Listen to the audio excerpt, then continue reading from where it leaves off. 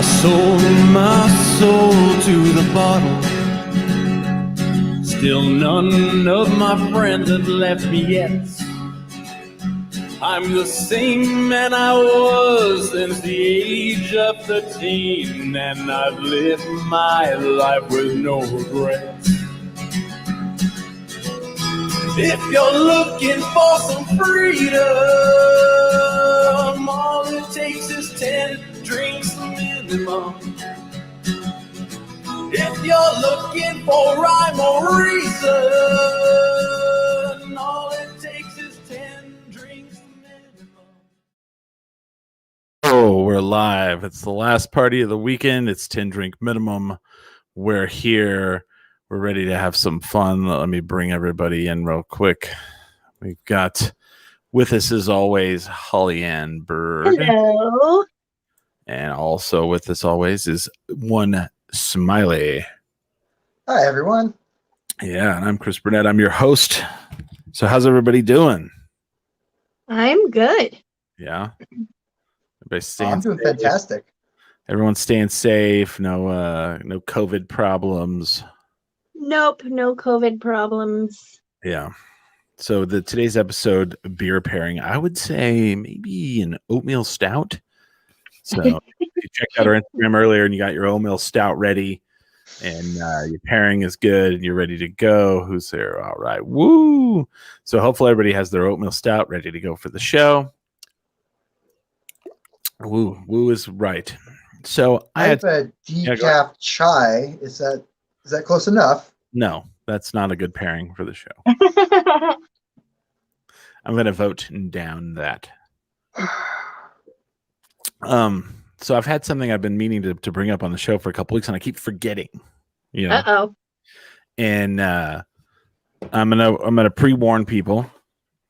This is pro wrestling related, and so a couple of big things have happened in the wrestling world in the last month or so, right?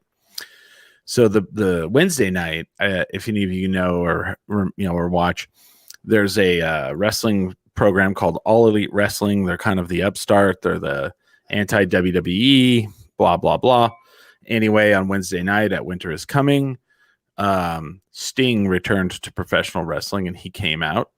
The wrestler known as Sting. So not the singer Sting. Not the singer yet. No, he hasn't come out yet. That'd be awesome. They're all, it's Sting, and he comes out with this like guitar. Anyway, so before that, there was at Survivor Series, which is the big pay-per-view WWE does for Thanksgiving. It was the final appearance of The Undertaker. Ooh. The Undertaker retired, and he did they had all of his friends there, and they all did a big Undertaker thing. And I mean, if you lived under a rock, you might not know who the Undertaker is, but like he's had a 30-year career. He started 30 years ago at Survivor Series, so it was like a big thing, right? So my lady friend was like, "Why didn't you tell me it was the Undertaker was retiring?" And I didn't know that was a thing you wanted to know. And also, I said to her, "Fuck the Undertaker. He can suck my dick." Throwing down some gloves, huh? Yes. I have had a 30-year dislike of the Undertaker, the dead man. Ever since he was ever the Undertaker. Yes. But before why? he was the Undertaker. There's the story. The Okay. story. So, and I actually looked this up too. So it's kind of I have the dates and everything. So picture, if you will, the year is 1990. I am 15 years old at the time, and WCW, that's now defunct, announces they're going to do a show at the local high school in Clovis, New Mexico, where I lived. Okay. So I used to watch WCW, and one of my favorite tag teams was a tag team called the Skyscrapers, and it was Dangerous Danny Spivey, and it was Sid Vicious. And Sid Vicious ended up having to leave And I later found out it's because him and Arn Anderson got into a fight in the hotel, and Arn Anderson stabbed him with some scissors. That's a true story. So they didn't want to stop the tag team of the Skyscrapers, so they brought in a guy to replace Sid Vicious, and his name was Mean Mark Callis. And he was this really tall guy, red hair, and his finishing move was the heart punch. He would punch people right in the middle of, like, right in the heart, supposedly stopping their heart. And yeah. So when I find out they're coming to Clovis, I get all excited because Mean Mark Callis is supposed to wrestle the Rock and Roll Express. So here was the card. It was Brad Anderson versus Cajun Predator, Mean Mark Callis versus Manuel Villalobos, Wildfire Tommy Rich versus Dutch Mantell, Norman the Lunatic versus Cactus Jack, who later would become Mankind, Mick Foley, Rock and Roll Express versus the Fabulous Freebirds.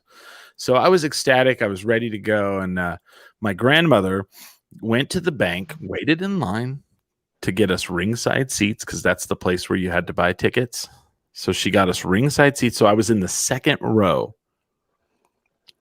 And I was really excited. So when Mean Mark's match happened, he's fighting this Manuel Villalobos, and he was like, 2 or 3 feet taller than this guy, and he just manhandled him. And everybody's booing him, except for, in the second row, 15-year-old Chris, who's like literally standing on his chair screaming, "Giving him the heart punch, Mean Mark, give him the heart punch." I'm like the only person yelling for Mean Mark to beat this guy's ass in. And so then the match ends, and we go into the later matches. I look up at the top of the bleachers, and I see Mean Mark and Wildfire Tommy Rich hanging out at the top, and they're like trying to kind of like watch, but like be out of the view of whatever. So I go around, I climb up the bleachers, and I get up there, and I like grab the pole, and I say, "Hey, Mean Mark, can I have your autograph?" And he's like, "Sure, kid." He's like, "Wait," he's like, "Give me a minute and I'll come down there and I'll give you my autograph." And I'm like, "Cool." So then him and Tommy Wildfire Rich get up, go get their stuff, go get in a car, and drive away. Son of a bitch. How horrible. So upset, so pissed off that I was like, I will never in my life root for that guy ever again. And of course, later that year, he debuts as The Undertaker. And as soon as he comes out, I'm like, fuck that guy. And everybody's like, that guy's cool looking. I was like, no, he's a dick. I was like, and I hate him. And I hate him. Oh, well, now I hate him too. Hate. So still to this day. I appreciate that, Chris. Still to this day. If he would have said, "No, thanks, I don't give autographs," and then was like a villain, like you're supposed to be, that's one thing. But he was like, "Yeah, sure, kid, give me a minute." But then he just went and got in a car and drove away. Son of a bitch. What a douche. So I was looking for this because I wanted to be accurate. So I found like this wrestlingdata.com, right? And when I was younger, I went to that show, and then I went to another one there in Clovis that was a WWF show.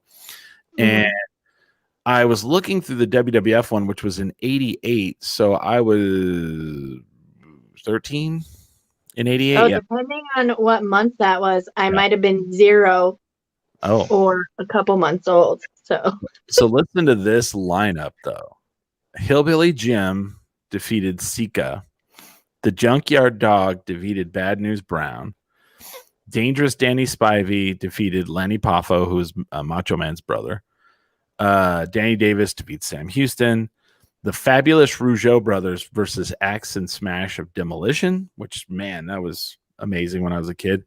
The Ultimate Warrior defeats King Harley Race. That's a big one for me. Jim Duggan defeats Outlaw Ron Bass. And then at the very end, they had all of those wrestlers come out, and they had a big battle royal, and Jim Duggan won it. And this was like all just a house show. Yeah. Someone says Leapin' Lenny. Leapin' Lenny Poffo, the professor. I used to love him because he would come out and do these poems, and it would be like dissing the crowd, whatever city they were in, and they were like catered to the exact city and everything. That's great. But I got to see that, and I was like, wow. When I was a kid, I got to see The Ultimate Warrior, which is like just, and then now you find out he was kind of a shithead, and other wrestlers kind of hated him, but I got to see Hacksaw. So I met Hacksaw Jim Duggan the year before last at Comic-Con. And I told him the story about how I had ringside seats and how my grandma went and got them. And he was just like, sounds like you had an awesome grandma. And I was just like, yeah. And it was just cool. I got to talk to Hacksaw Jim Duggan, Ho. Yeah, that's what he's like. Ho. Hey That's there, awesome. tough guy. Hi, Kurt Fletcher. So that's why I've been meaning to tell that story about how, so what if the Undertaker's retiring? Don't care. Who gives a shit?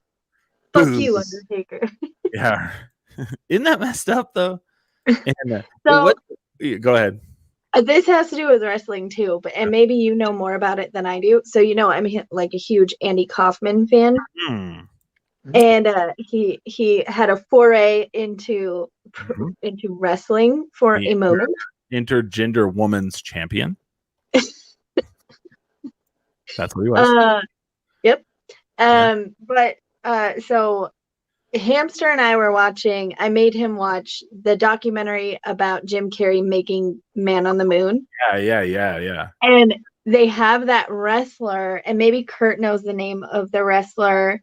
It's Jerry King Lawler. Yes. And that guy had such a chip on his shoulder the whole fucking time. Like, such a douchebag. Oh, hold on.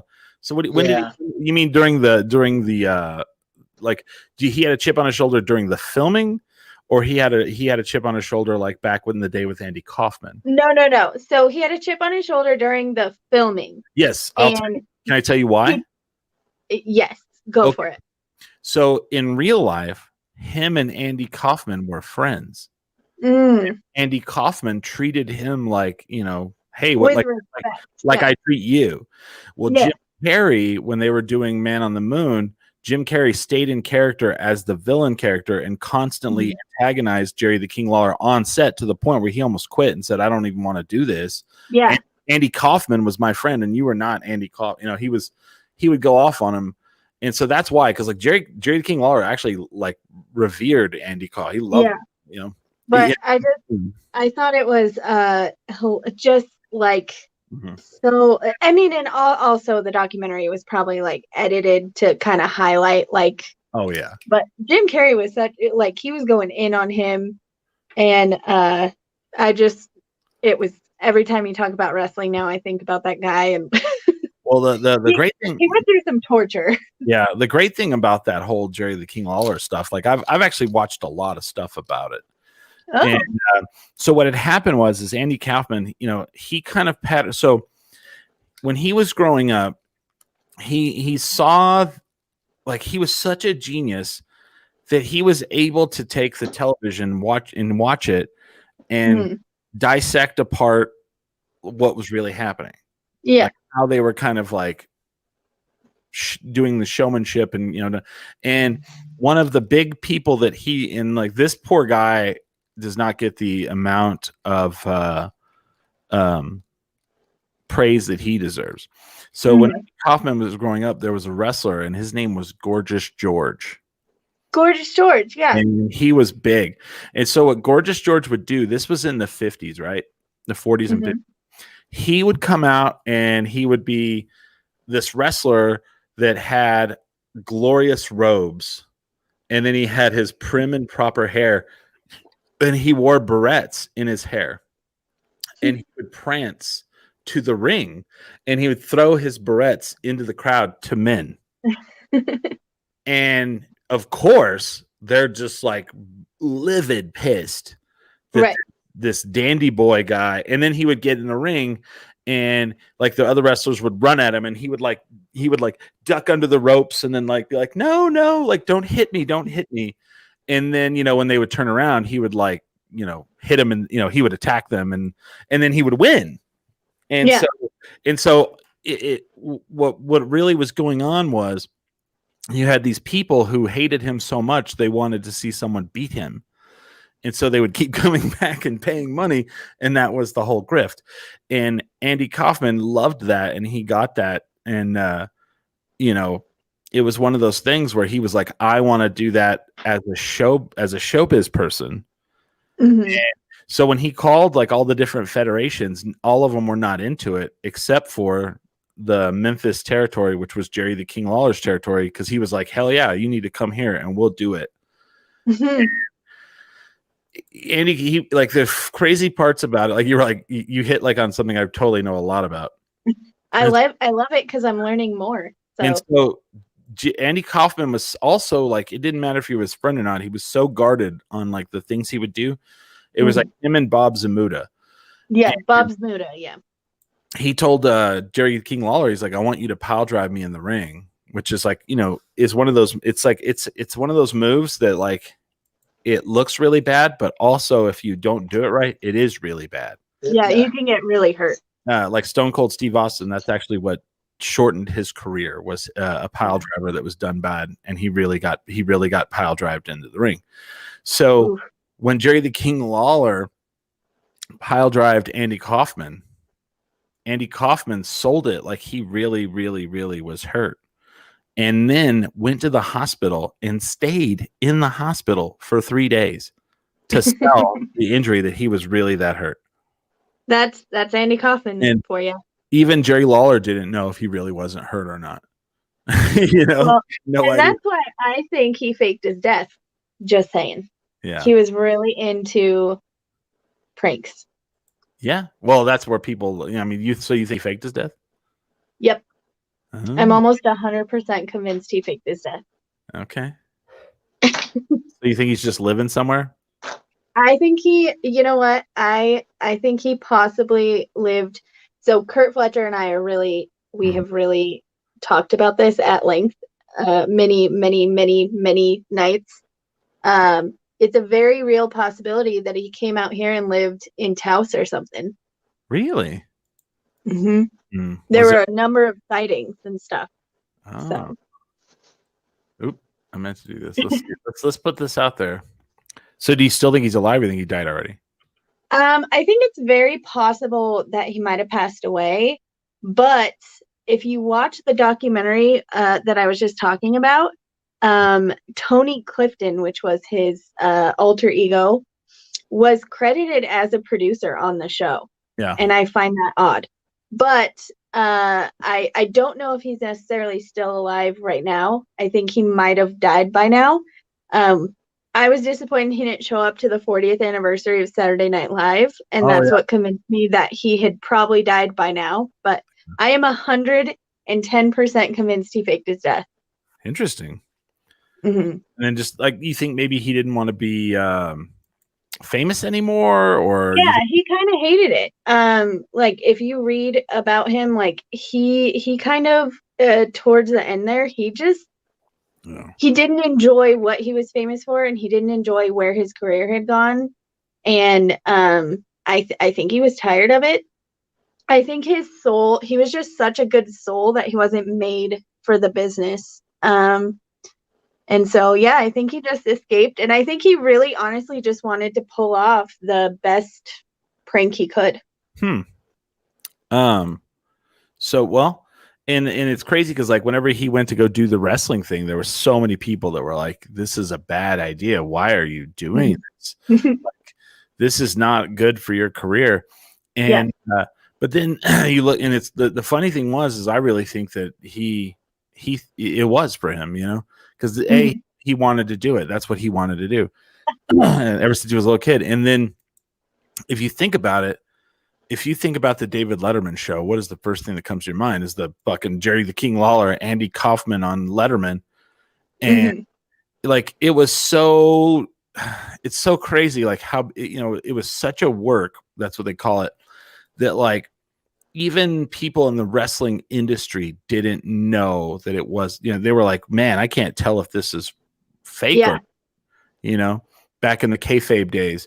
And, if you go back and rewatch Jerry the King Lawler and Andy Kaufman on David Letterman, and Mm. dude, they legitimately act like they really hate each other's guts. Yeah. You know? Well, and if you look at like a lot of things Andy Kaufman did, that was kind of his bag a little bit, was like, I want you to kind of be on the edge of like, is this real or not? Right. One of his first Saturday Night Live, not the very first one, he did the Mighty Mouse thing. Yeah. But there was a performance where he was singing and he starts pretending to be upset that people are laughing at him. And he takes it to a point where you can hear the laughter in the audience change from laughing to uncomfortable laughter to then they realize, oh, okay, it's a joke. Right. But he thrived, I think, on just like, I want you to kind of not know what's going on. Yeah.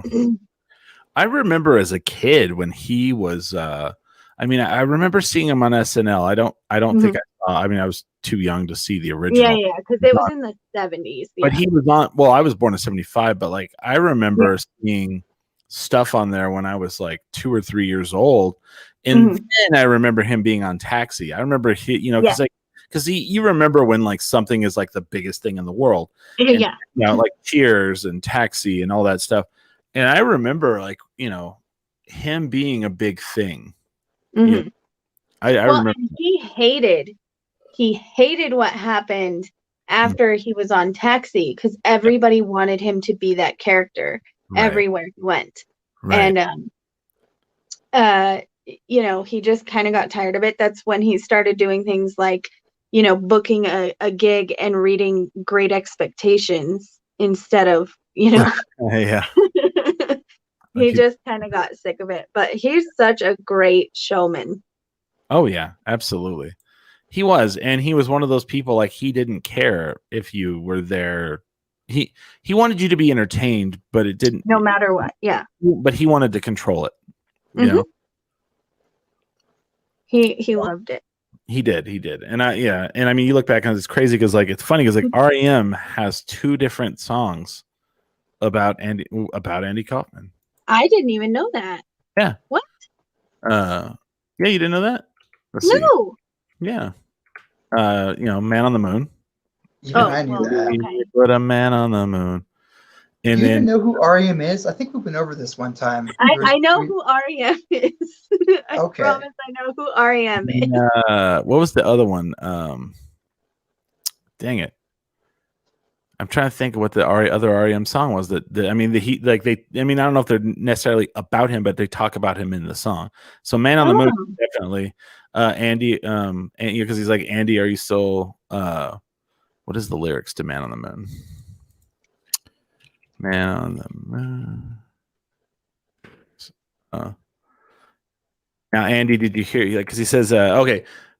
Mott the Hoople in the Game of Life, Andy Kaufman in the wrestling match, Monopoly, 21 checkers and chess, Mr. Freddie Blassie in a breakfast mess, Let's Play Twister, Let's Play Risk, see you in heaven if you make the list. Now, Andy, did you hear about this one? Tell me, are you locked in the punch? Are you goofing on Elvis? Hey baby, are we losing touch? So that one's totally about Andy. Oh, so, yeah. Sure. Do you know about do you know who Classy Freddie Blassie was? Probably not. No. I do not. So Classy Freddie Blassie was a professional wrestler and then manager, but he was known for being a manager. And there's an actual movie with him and Andy Kaufman, and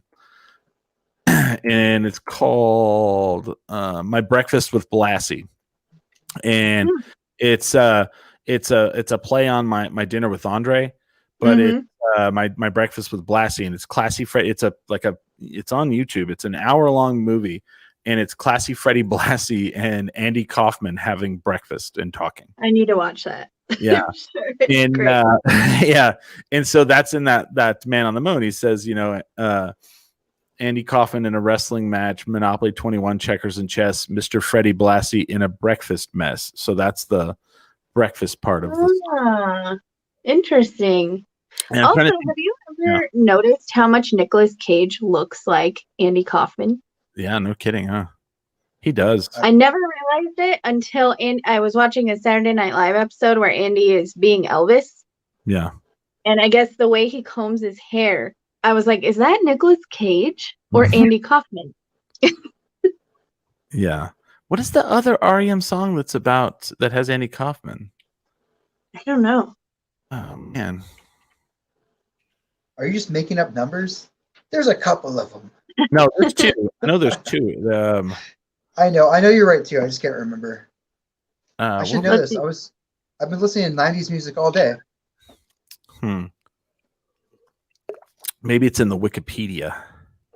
I'm Googling it now. Yeah. Let's see. Song's title. Man on the Moon.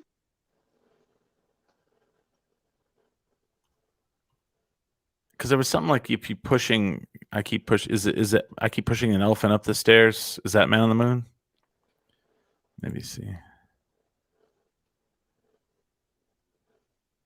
Your fascination with Andy Kaufman is very entertaining to watch. Who, me? Both of I you. had no idea. I know. I'm obsessed with Andy Kaufman. Like, it is sickening how obsessed I am, but I don't know much about like his wrestling stuff yet. Like, I'm still learning about him, but I've been mostly obsessed with finding out if he lived in New Mexico after he died. Right. I thought there was two. And there's somebody who said he was an extra on movies. Really? Yep. And you know what? That would be ridiculous if like somebody could put it together and found him just being an extra in a movie. No kidding. It is a great place to hide out. Mm-hmm. Oh, okay. And you know, you could just imagine somebody would be like, have you ever been told you look like a lot like Andy Kaufman? Yeah. So I guess The Great Beyond was written for that movie as well, but I thought they had a song before that. Geez, before The Great, I don't know, maybe not. Maybe I'm wrong. I thought there was an REM song that came out really early that was about him. But I know, yeah, Man on the Moon definitely was. Oh yeah. Anyway. That makes sense. Are you sure it wasn't a live song? I get those two bald guys confused sometimes. Oh, that episode of Fridays. I saw that episode of Fridays whenever I was a kid when he came out in the guy who played Kramer. I didn't realize this till Michael Richards. I didn't realize till years later was on that show Fridays. Mm. So do you know what I'm talking about? The episode of the TV show Fridays? I've never even heard of the TV show Fridays. It was on for like one neither. season. It was on for one season, and it came on Friday nights, and it was like whatever other networks answer to Saturday Night Live. Oh, gotcha. So kind of like Mad TV or Yeah. And it lasted one season, and they were trying to do this scene where they were like, it was like a group of people were all at the table together, and they all had gotten high in the bathroom, but didn't want any of the other people to know. And he did a whole thing where he just like out of nowhere broke character and was like, yeah, this is a terrible thing. Larry David was on. Oh, okay. I didn't know Larry David was on there. Oh. He broke character and caused a big commotion on purpose. And then the network came down and they're all, you've all been a part of a happening. And he was like, no, he's like, this is all a scam. He's like, this is they're trying to trick you. And that's when he got banned from Saturday Night Live, I think, right after that. Oh, he got banned. Mm-hmm. That sucks. Yeah. They did a big thing where they were like saying, like, do you think we should ban Andy Kaufman? And they did a poll and people said yes. So I didn't realize that they did a lot of really like weird / cool stuff on Saturday Night Live, like in the early days. Like Lorne Michaels did a thing kind of begging the Beatles to come on. Yeah, and he had like $1,000 or some shit.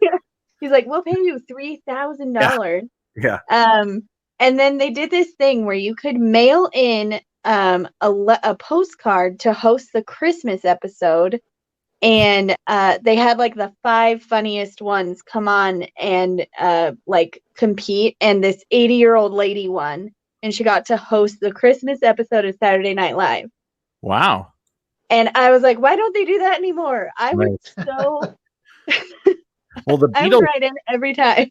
Well, the Beatles thing, they almost it almost worked. Did you know like Paul and John were watching because like there was that was like must see TV in those days, Yeah. and so they were actually hanging out together in New York, and he said we should go down there and just show up. You imagine that would have been insane. That would have been nuts. And We worked you like, can we get in? Yep. Yeah. they would have done Sure it. can. Oh man, it would have shit. We just watched the Ray Charles episode, and who knew he was so funny. But to see Lorne Everyone? Young was weird for me. Oh, when he has Like, what? non-gray hair. Yeah, he had more hair. Like he looked young. I don't know. Yeah. Yeah, it's such a weird thing. I watched one the other day. It was Eddie Murphy. Where Oh, he had and Louis Gossett Jr. was the host. And it was just really weird to watch. Like it was a really like a stereotypical sketch where they were like, making fun of how black people get stereotyped in Hollywood. And it was just interesting to watch. I was like, oh, wow. They really were controversial no matter what. oh yeah. They had Hugh Hefner on as a host in the season that we're watching. Yeah. And Hugh Hefner, like his monologue was talking about like how he sees little girls and he like dreams about what they could become or something. And at first we were like, oh my God, like gross. That is But great. then we realized Saturday Night Live was totally making fun of that like mentality or something. But we were like, wow, that's really edgy, even for like the 70s, you know? Right. Well, like it's weird. Like there's all these.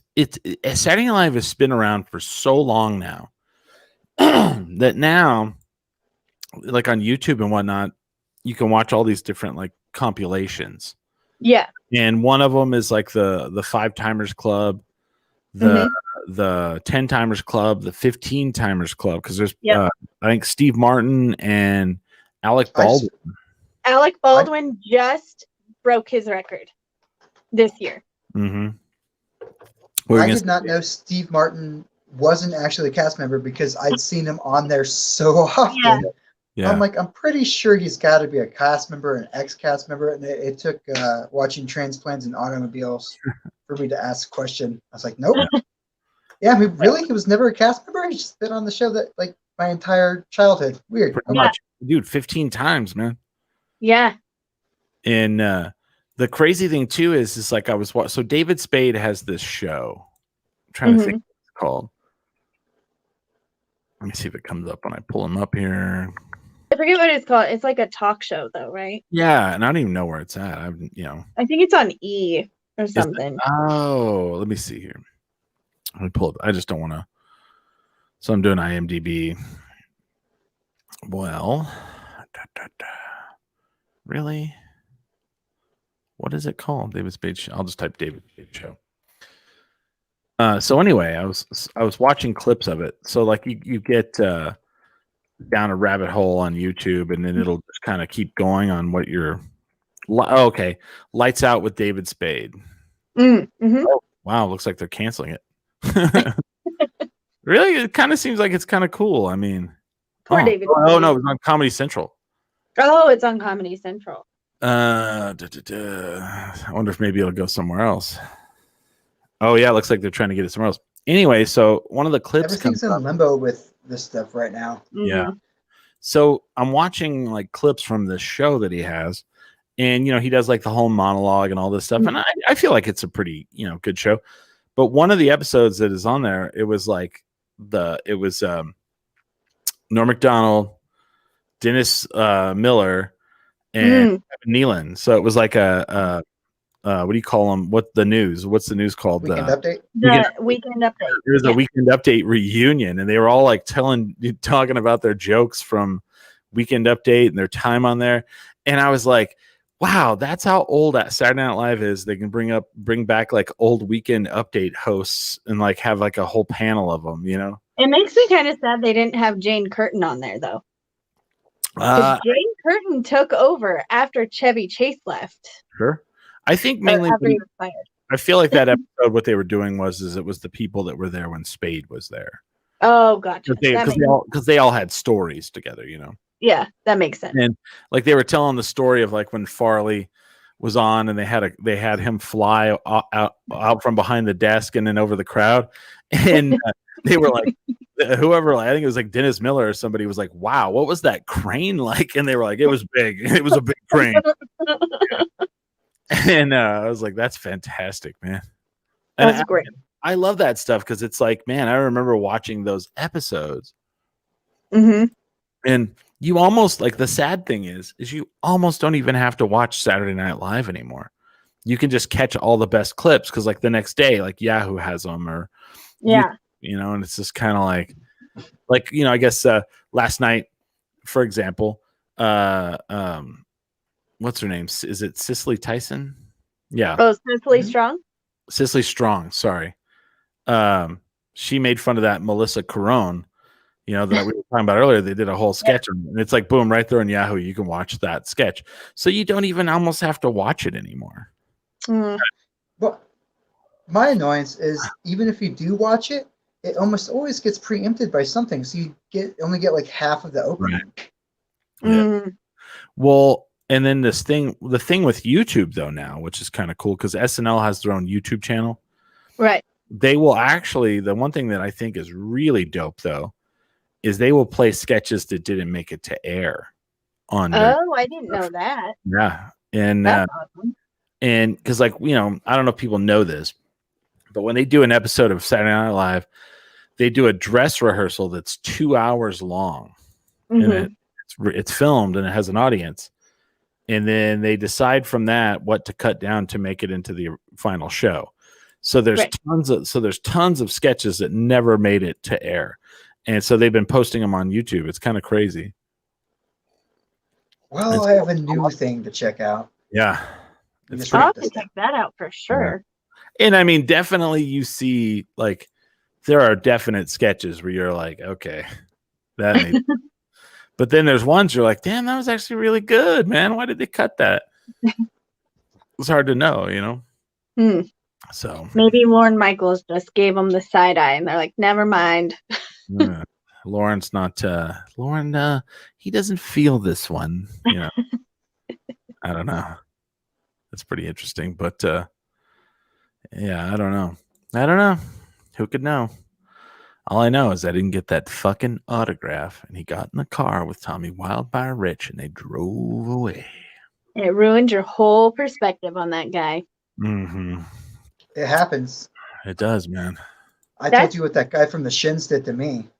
Yeah, you did. Marty Crandall, that one? Is it Marty? No. I'm just kidding. That's our Tell us on the doll what Marty did to you. No, it wasn't Marty. Mm. It was James Mercer. James Mercer made me stand in the rain because he wouldn't let me into a house party to watch his band. Mm. But the saint that Marty is, found me outside, crouched next to a basement window so I could still hear his band. Was like, hey kid, what are you doing out here? Do you want to come in? I was like, yeah, I do. But the guy said I couldn't. And it was James Mercer who told me I couldn't come in and watch his band. Wow. Funny story. So there's this new place down here on Central called 505 Central. Let me give him a shout out. Because food courts are all the rage now. Mm-hmm. So we have a new one called 505 Central. It has, like a taco place. It has a place called Thick Pizza, THICC. And I had it today. It's very good. A little pricey, but it's pretty good. They have like a hamburger joint. There's one that looks like it's Cajun fusion. And then they have that sounds good. Some sort of alcohol joint, right? Anyway, I go in there. And there's this wall of famous Albuquerqueans. And I'm like, okay, that's interesting. I don't see any of us on there, first of all. But so they have like, Holly Holmes, Carlos Condit and all these people. Well, then out of nowhere, there's the Shins are on there. And so I hit up Marty and I said, hey, do you know there's a picture of you up in this 505 Central? Did they ask you if they could do that? And he's like, no, you're the second person that's told me about it, though. And I'm like, how does that work? Do they just not have to ask? They just put up. And also, it's got Bob Odenkirk on it. Why is Bob Odenkirk on there? He's not from Albuquerque. He's not from it. Was Mark Maron on there? Mm-mm. Was Freddie Prinze Jr. on there? I think Neil Patrick Harris?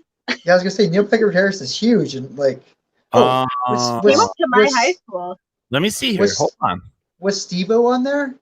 Ooh, that's another. See, that's the thing. Oh, yeah. Other people not on there that should be on there. Also, Dave Grohl lived in New Mexico for a short time when he was in middle school. Well, so did Bob Dylan, and so did Jim Morrison. Yep. Dave Grohl went to school in Estancia, New Mexico. Our good friend Lauren. This is Albuquerqueans. Yeah. You must be from Albuquerque, right? I'm assuming. Bob Odenkirk's on there. Lauren Poole is on there as well. So I like that. That's awesome. So I think they have Georgia O'Keeffe, Nota Begay. The Steve Jobs mug. Oh yeah, that's right. But I can't see all of them in the picture. But I was in there today. There was more. There's a football player. I don't know about Freddie Prinze Jr.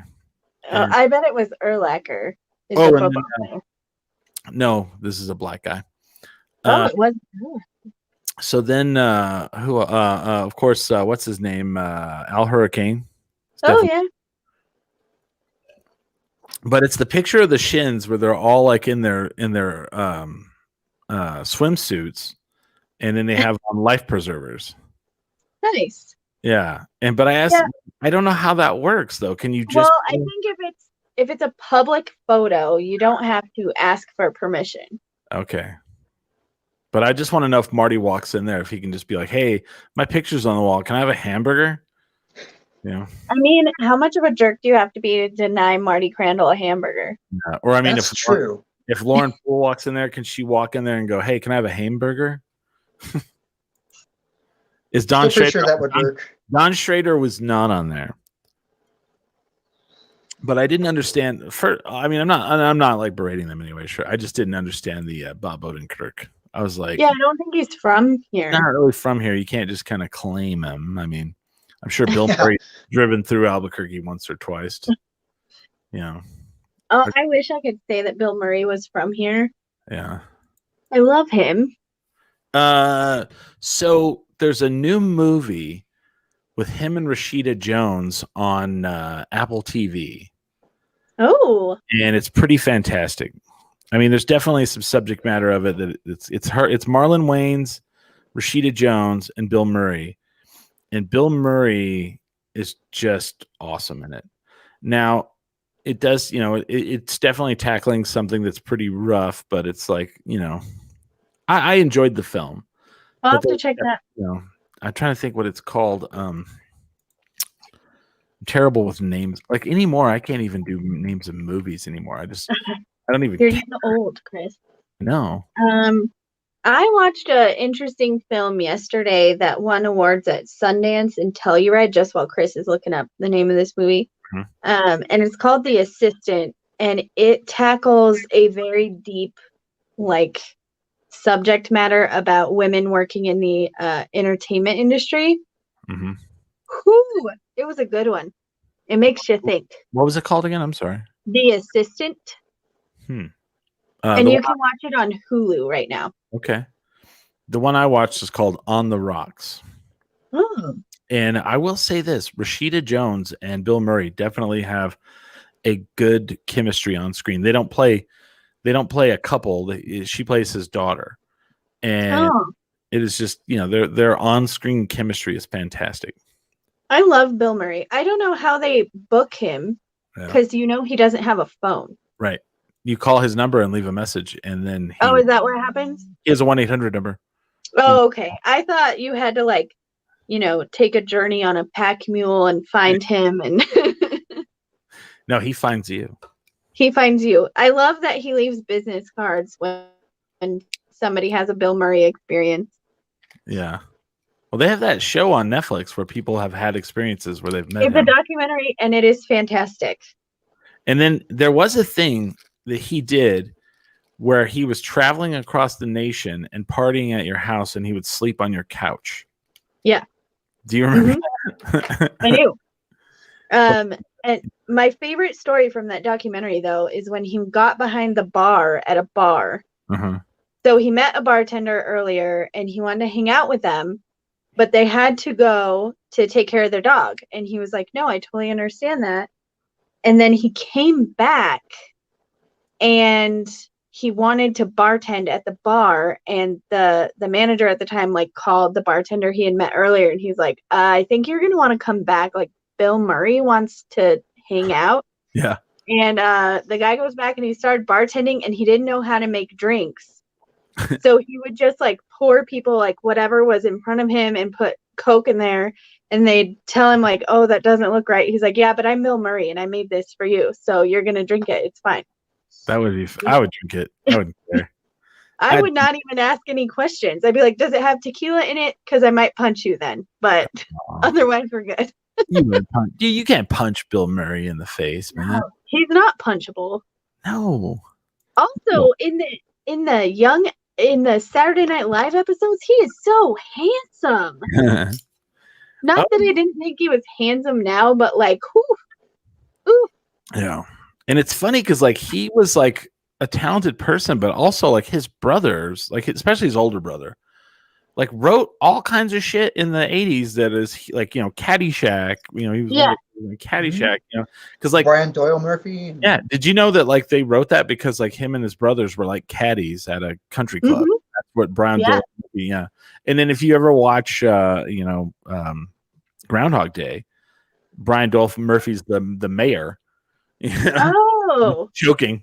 And he gives them the Heimlich. Oh, I didn't realize that was his brother. That's awesome. Yeah, that's his older brother, Brian Doyle Murphy. And they're always in movies with him and stuff. It's funny. And then he has a younger brother too, and he tried to make a go of being a leading man. There was some terrible movie that he was in. It's called Moving Violations. He's still in everything now. He pops up though. Yeah, he still gets he's in Scrooged. He plays his brother in Scrooge that gets the steak knives. Oh, okay. Or not steak knives. He gets the VCR or whatever it is. Oh, okay. Mm-hmm. He actually played his brother in that. I have been enjoying him. You've been enjoying him? Oh yeah, because you get to watch those younger SNLs. Well, and he would do Star Wars.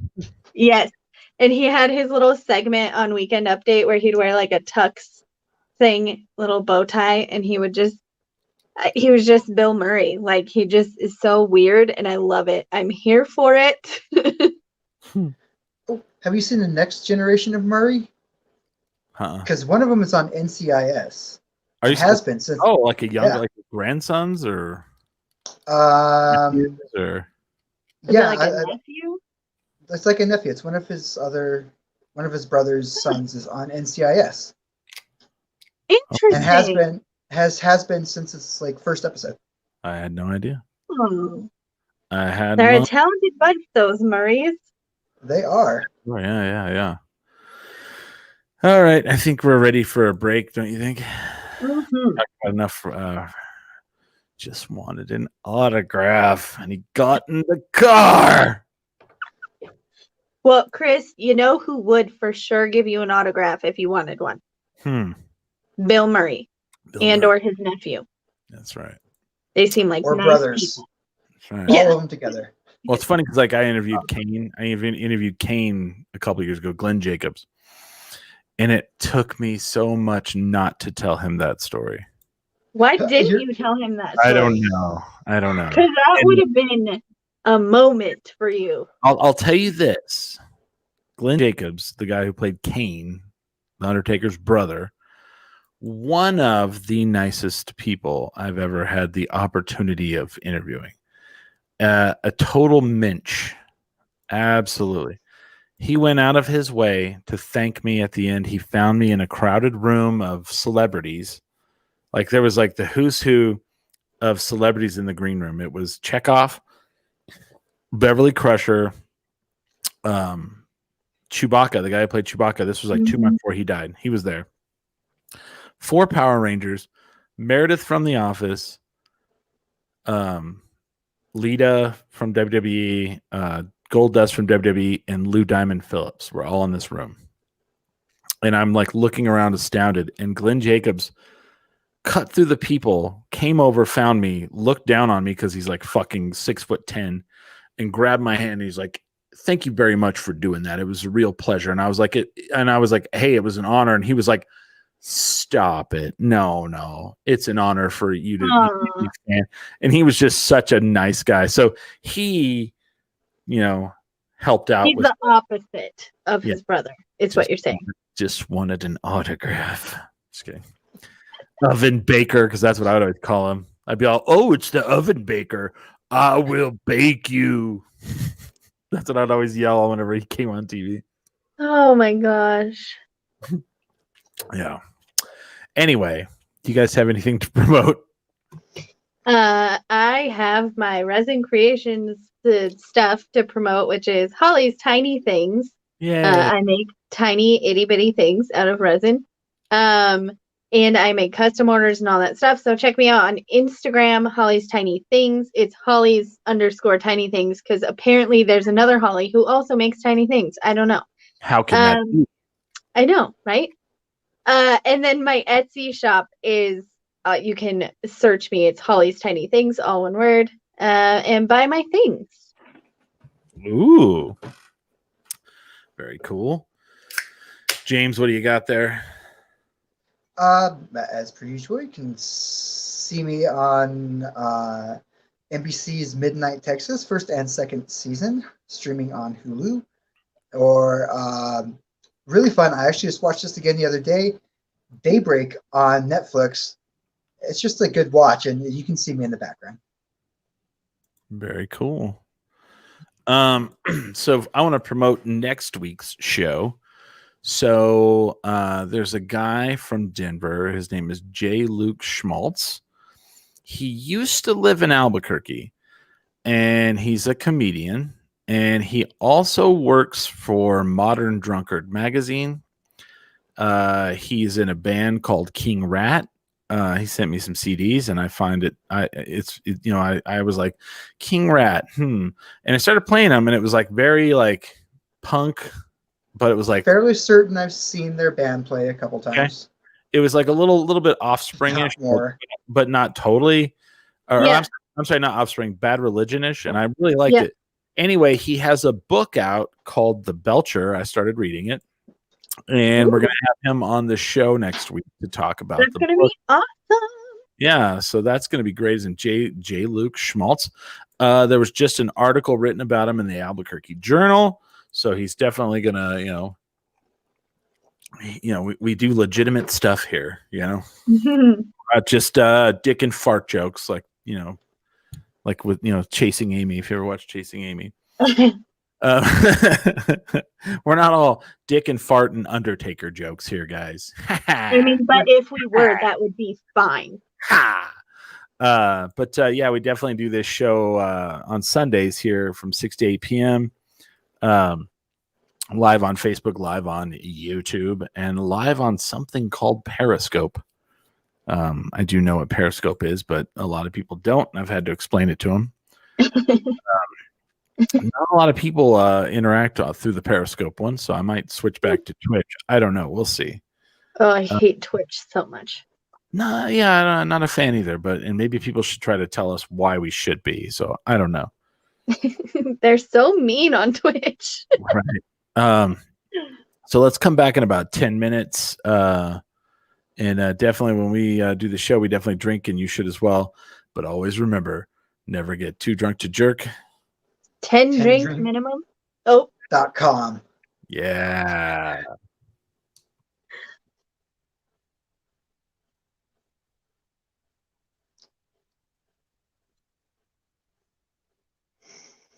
The holiday market from Rail Yards Market and Downtown Growers Market is virtual and open for shopping through December 10th. The online shop features 100 plus local farmers, food producers, artisans, and wellness vendors. Keep it local this holiday season and support small New Mexico businesses. Shop all vendor producers in one cart with one payment. It's safe, quick, and convenient. SNAP and PEBT is accepted, and the Double Up Food Bucks program offers half-off produce for SNAP and PEBT card holders. Pick up your orders curbside drive-through at the Rail Yards Sunday, December 13th from 10:30 a.m. to 3:30 p.m. To shop and for details, head to railyardsmarket.org or downtowngrowers.org.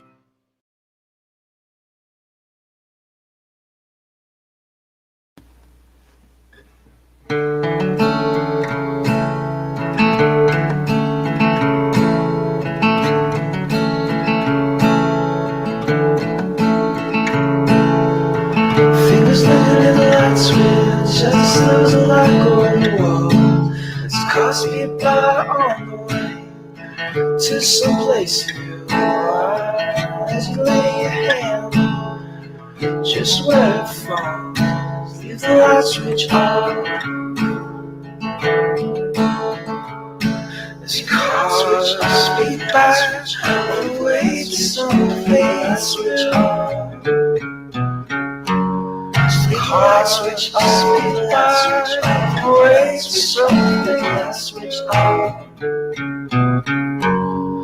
Light switch on, light switch on, wait for something, light switch on.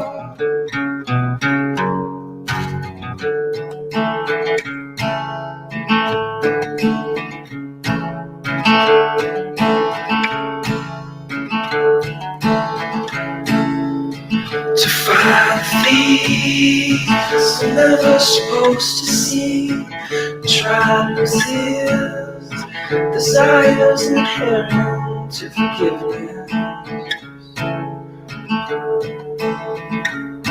You find yourself giving in, trying to resist. Try to switch off, light switch off, switch off, the light switch off. Try to switch off, light switch off, switch off, the light switch off. Try to switch off, light switch off, switch off, the light switch off.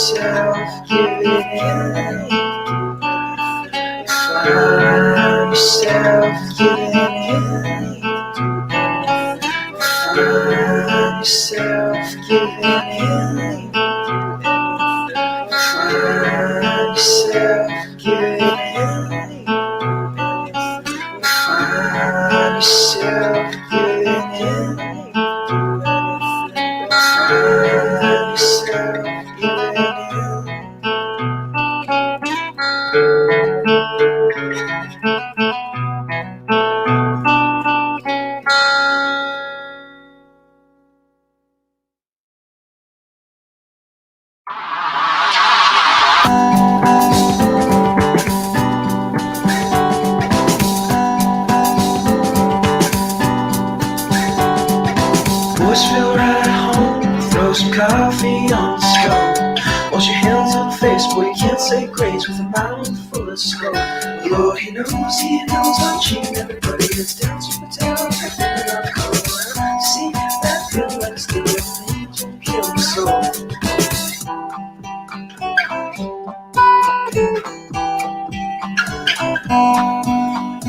Waiting for too long, Lord, please say you'll come and forgive me for what I've done.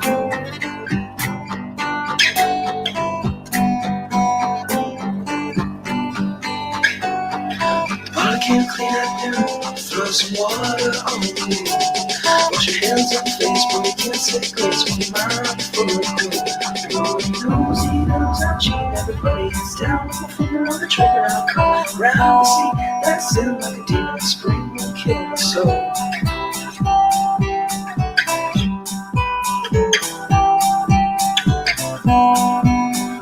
Waiting for too long, Lord, please, please, please say you'll come and forgive me for what I've done.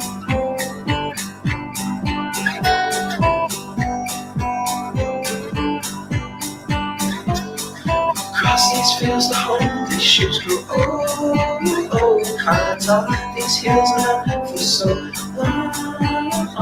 Lord, he knows I'm cheating, I'm stealing little hands, but the body of the road, I'll come around. See, I take it all, I'm raging to kill my silver soul.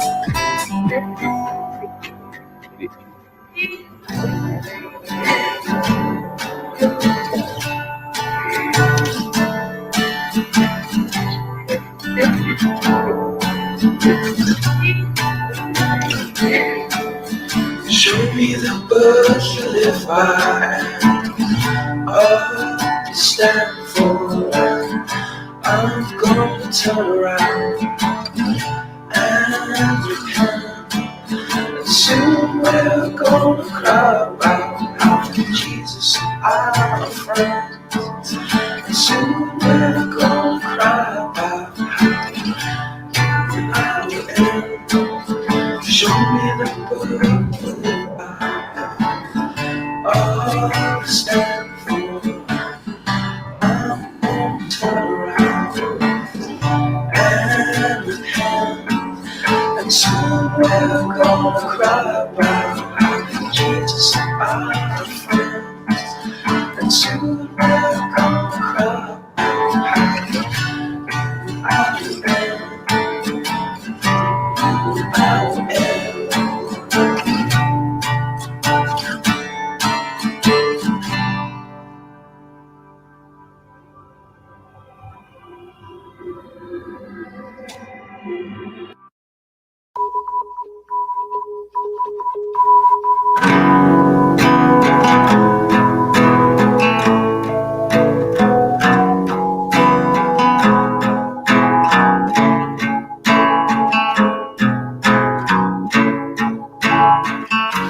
A light I pass between the walls that I build around myself.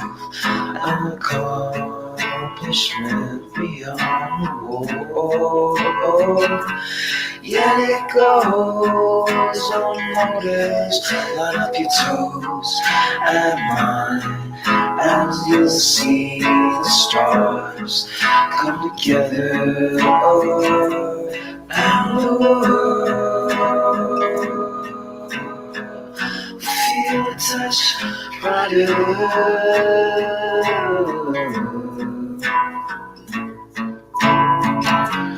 And it falls for a moment.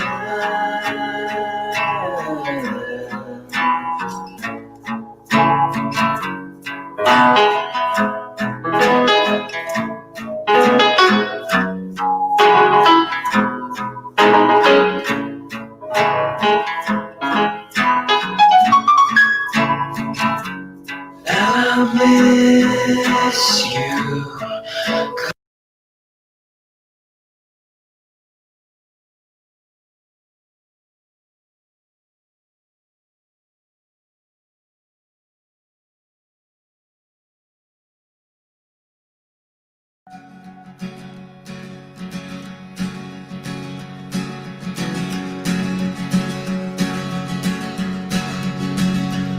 I sold my soul to the bottle. Still none of my friends have left me yet. I'm the same man I was since the age of 13, and I've lived my life with no regrets. If you're looking for some freedom, all it takes is 10 drinks minimum. If you're looking for rhyme or reason, all it takes is 10 drinks minimum. Oh, we're back. We're live. Pull my back. Oh, why am I still not there? Hold on. There we go. Transition. There we go. Little technical difficulties there. We're back with from the break. We're the Billy/Wavy Hour. Welcome back, everyone. It's Hello. great to be Yeah, back. so I've got some interesting news that has kind of to do with the show. So the intro to the show, I get asked a lot of times, who did that intro? Well, it was a former Albuquerquean named Carlos the Tall, and he moved to Austin, and he was bored one day, and he said, "What song should I write?" And I said, "You should write the theme song to 10 Drink Minimum," and so he did. Well, good news, Carlos the Tall will be moving back to Albuquerque in January. So Ooh. I don't know the whole specifics and the whole story, but the guy who did that song, he will be back in town. So that's good news. I mean, we always have so many talented people leave. It's good sometimes when they come back. It's like, oh man, yeah. With open arms, we welcome them. So Yes. That's like when Sarah Kennedy moved back. We were all very excited. Not familiar with her work. Everybody comes back here. Everybody comes back. Sarah Kennedy now has like a Thursday night show. She does. Is it from the Box Theater or sponsored by? I am not 100% sure, but I think it's sponsored by the Bucks. I actually don't think I think it's like in cooperation with the Bucks. Gotcha. Okay. But it's pretty great. If you haven't checked it out, you should totally check it out. It's called Absolutely. Sarah and Friends. Yeah. It's super fun. I had something I was going to say and now I forgot because I'm getting old. Yeah. Well, that's rude. How can you be getting old? Oh, cool. J. Luke Schmaltz is watching now, and he says, the Belcher started reading it, enjoying it, looking forward to talking to you as well. So good stuff. So that's for next week. I'm very excited. Awesome. I don't know if I want to talk about what I want to talk about now. Of course Why? you do. Because I just feel like I get so negative now. Something happened this last week that really set me off. Oh, And- I think it's the thing I was going to bring up, actually. Did you see an ugly puppy? And it just like really crushed like your hope? That's what I was going to bring up too, Chris. No. Also, James. Whoa. Just James crashed. got really upset. Jesus, I showed James the cover of this magazine and he flipped out. He lost it. Also, James, there's no such thing as an ugly puppy. How dare you? I know. That's why it's so disturbing and upsetting when you see one.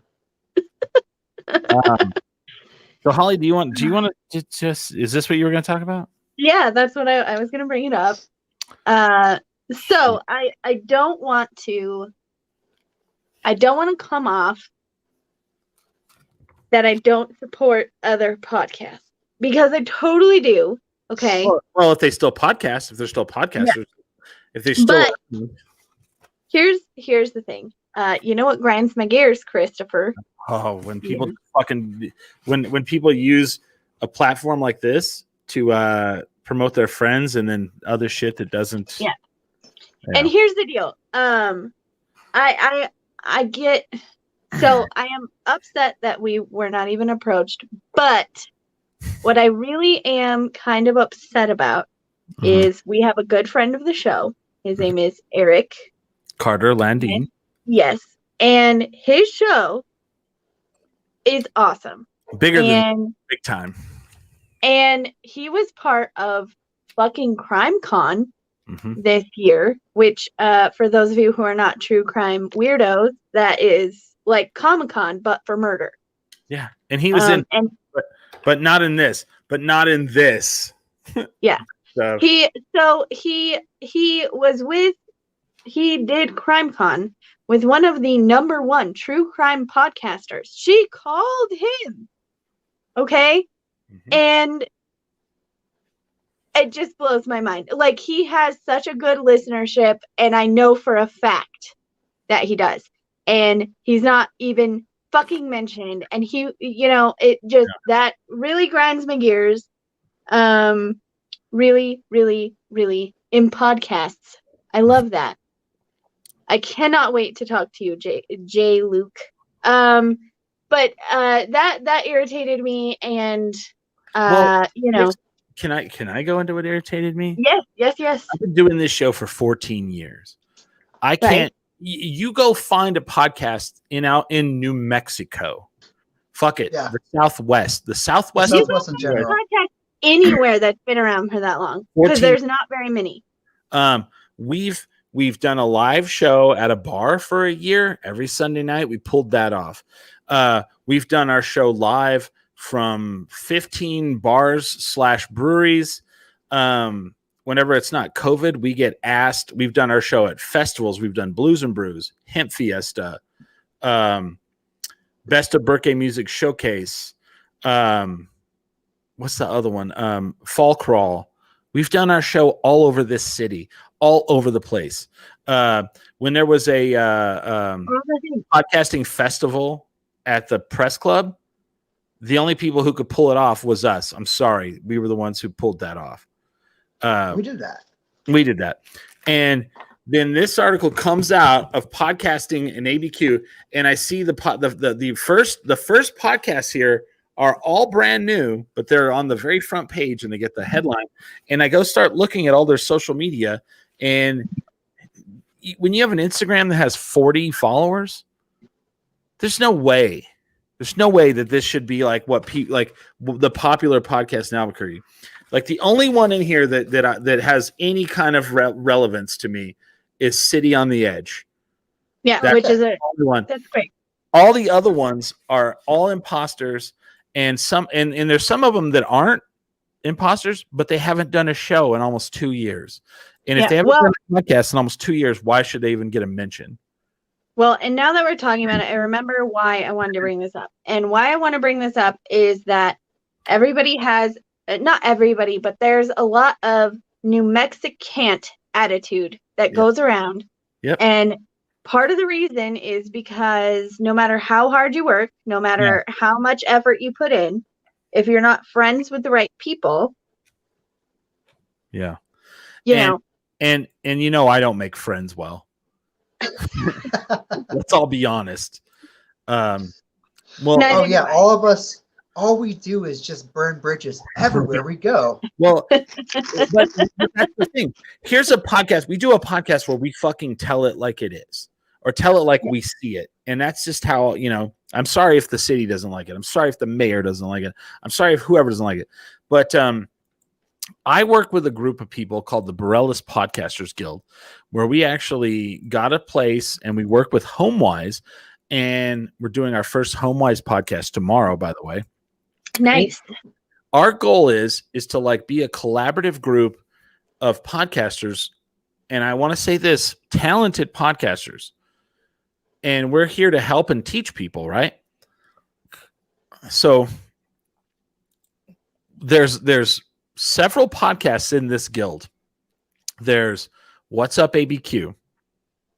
Go look us up. Go look us up on Instagram. Over 2,000 followers. True Consequences. Go look us up on social media. So good. The thousands of followers. 10 Drink Minimum. Go look us up on Instagram. Thousands of followers. Brian and Gio made a podcast. They don't have that kind of following, but they're on their way. Parenting versus podcast. Thousands of followers. And we're so like ingrained and do so well that we're starting our own podcasting, thing. But yet, not one of those podcasts, not one of those got in that article in the Albuquerque the magazine. Not one. But podcasts that haven't been around for 2 years made it. Podcasts that have 56 followers on social media made it. And podcasts that have 5 episodes made it. Well, and like, here's the deal. I'm not saying Yeah. that we have to be named best of the best all the time. That's not what I'm saying. I'm not being like an asshole. But Yeah. what I am saying is like, why did we not even know this was a thing? Why was it, it's maddening. It's irritating. There are some great podcasts that come out of Albuquerque that, deserve. And I'm not even just saying us. This isn't a like, Who is Kangen? Who is Kangen? It says written by Kangen. Who the fuck is that? Is there no last name? Last name, first name, never heard of him.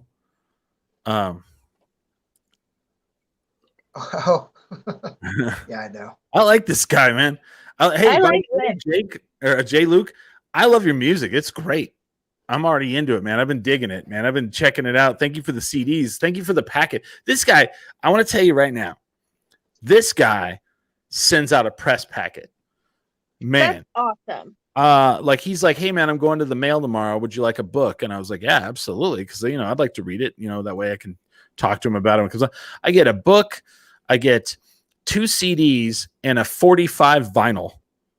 What? This guy knows how to send out a fucking press packet, man.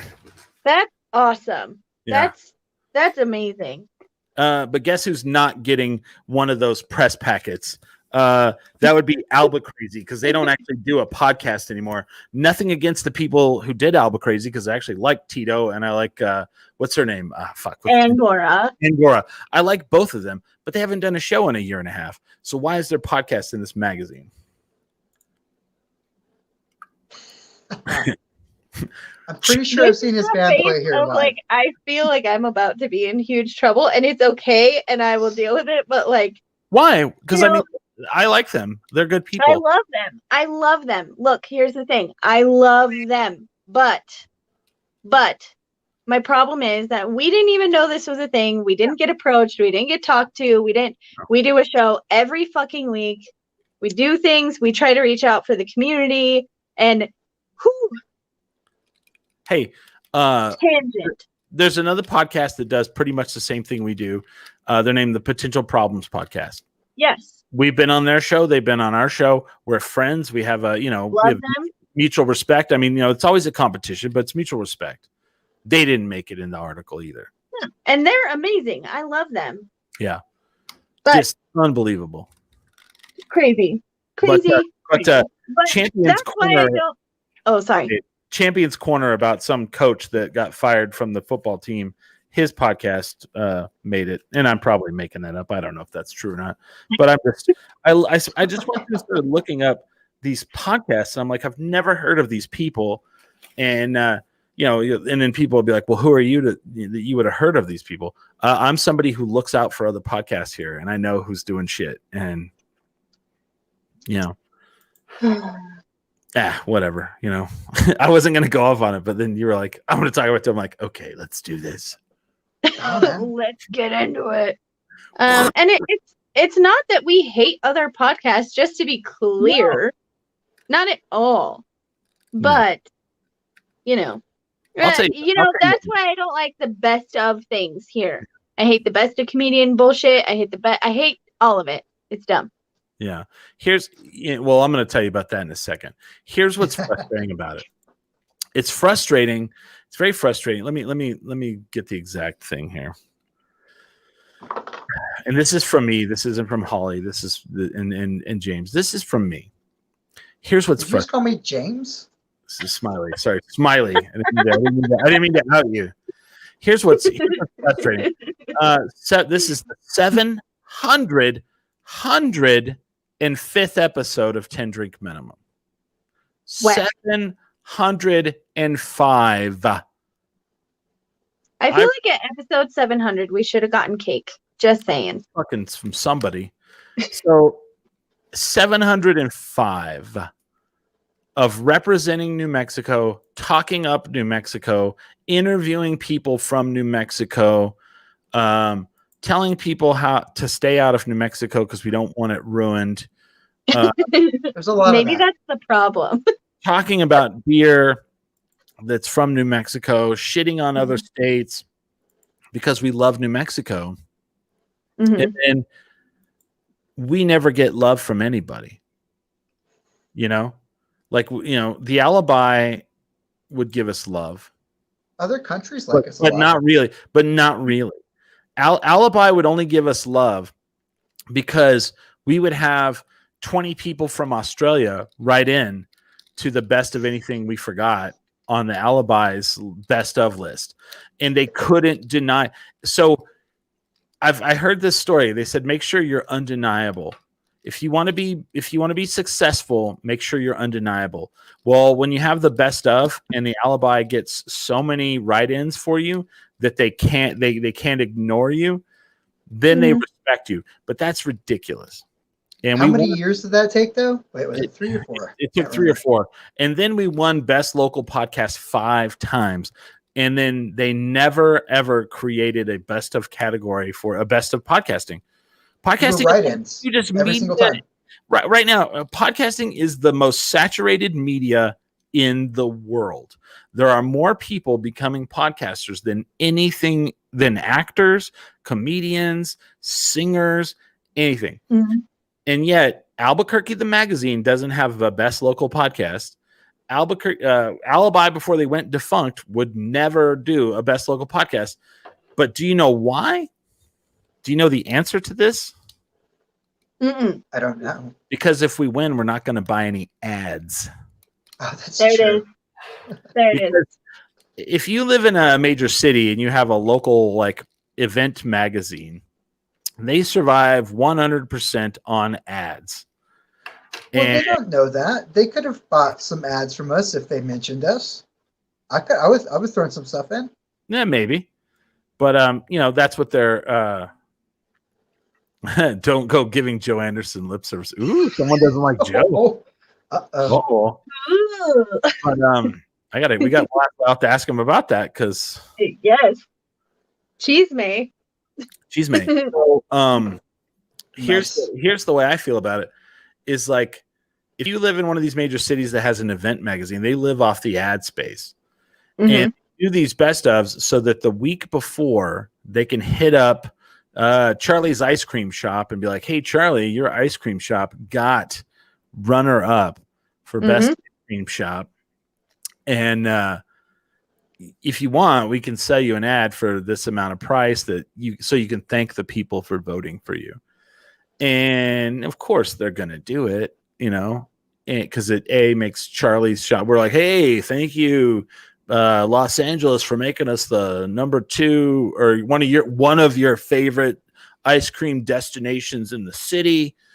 And it's a big bump for the magazine or the newspaper, and they get enough money so they can make an issue the next month. They can make issues for the next month, and that's all. But you know what? They never even asked us. Mm. I've put ads in the Alibi before. Fuck, I know. Between the 3 or 4 of us, it'd been like $200. We could have done that. Never even asked. Look at this magazine, how thick it is, man. This thing was $5 at the store. This thing is 80% ads, man. 80%. Print media is dead. I don't know why it makes me mad. I shouldn't care because within a year, Albuquerque the magazine will probably be out of print, but that's okay. I don't know what you're talking about. I still get all my fashion magazines. Holly is just covering her mouth because she just like. But that's Elle magazine.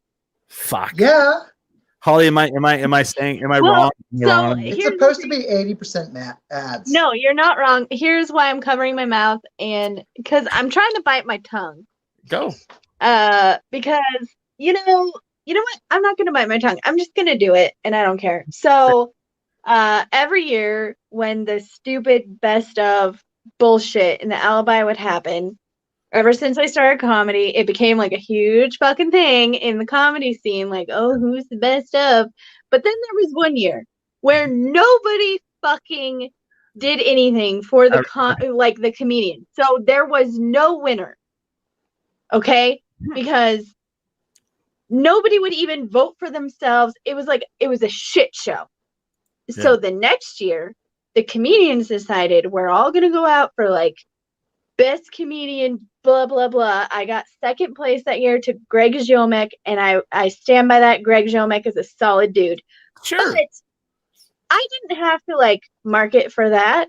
No. Okay, I didn't do shit, but everybody was so mean about it. Mhm. Everybody was so mean. And here's the deal: it's all fucking bullshit. It is. Especially when it comes to comedy. Because you Let just me have tell to you. pack the box. And not only that, but like comedy is subjective, okay? Like one person's funny is another person's I'm gonna go cry myself, to death in the bathroom. Yeah. Like somebody who's funny tonight might not be funny tomorrow. No. And it pisses me off. So then this fucking asshole here in town last year or whatever decided to take it upon himself and go to another podcast and be a fucking asshole to me and Royal. I remember that. His name's Troy Wilson. He's a dick. He tells rape jokes. He doesn't care. He's not funny. He's a loser and I hate him. And How about all that? and Troy Wilson is still just such a fucking fuck. And he just holds so dear who is best of in whatever. And you know what? It doesn't fucking matter. No. Troy, it doesn't fucking matter. If No. you're not going to strive to be the best by actually trying to make people laugh, then who gives a shit? Who's best? Yeah. Troy Wilson. And it's one of those things where like these competitions, they allow people to vote as many times as they want. And so Wait, you're gonna really? have what's that? Really? What do you Yeah. mean really? Oh, I don't know. I don't vote for things except We used to tell people vote for us every the day. voting Every day. things. And we would remind people, vote for us, vote for us. You know. And here's why. Because now I can go, and if I have a meeting with a brewery and they, the person who's hip and cool into their marketing person is like, fuck, we want these guys here. I'll be in the meeting and they'll trot out the owner and some dude who has a bunch of money who's like, not happy about our name being 10 drink minimum comes out and he's like, well, why should I have you on our why should we let you do a show at our brewery? Well, the number one answer for me is I don't give a fuck if I do a show at your brewery. I don't care. I'm not here to personally, I hate live shows. I do because I understand I understand the implications of getting our name out there, but I actually hate the actual setup. I hate having to sit in front of people that are there not to see me and definitely not there to hear me. So whenever an owner comes out, I'm like, we were voted best local podcast 5 times in the Alibi. Well, they don't know that. All they know is I have that credit. And they go, oh, okay. And it gives us cred. Like people are like, oh, cool. But what they don't know is I'm like James and Billy and I were like hitting up our friends and we're like, yeah, vote for us for best local podcast and anything we forgot. And, because we weren't in a category. Because it wasn't a category. But people don't know that. And I'm not lying to them. We won it. They named it. They named us that in the magazine. Best of anything we forgot. Best local podcast. 10 drink minimum. Happened 5 times. So it's all about using what you have to get where you want to go. Yeah. And it is that. And so it's funny. That's Albuquerque in a nutshell. So Self-promotion. Yeah. So here's the worst thing you can do is you can win that and then use it in that context. But the worst thing you can do is go out amongst your peers and actually act like it's a fucking thing because they don't give a shit. You know what I'm saying? Because they all know the grift and they all know the game.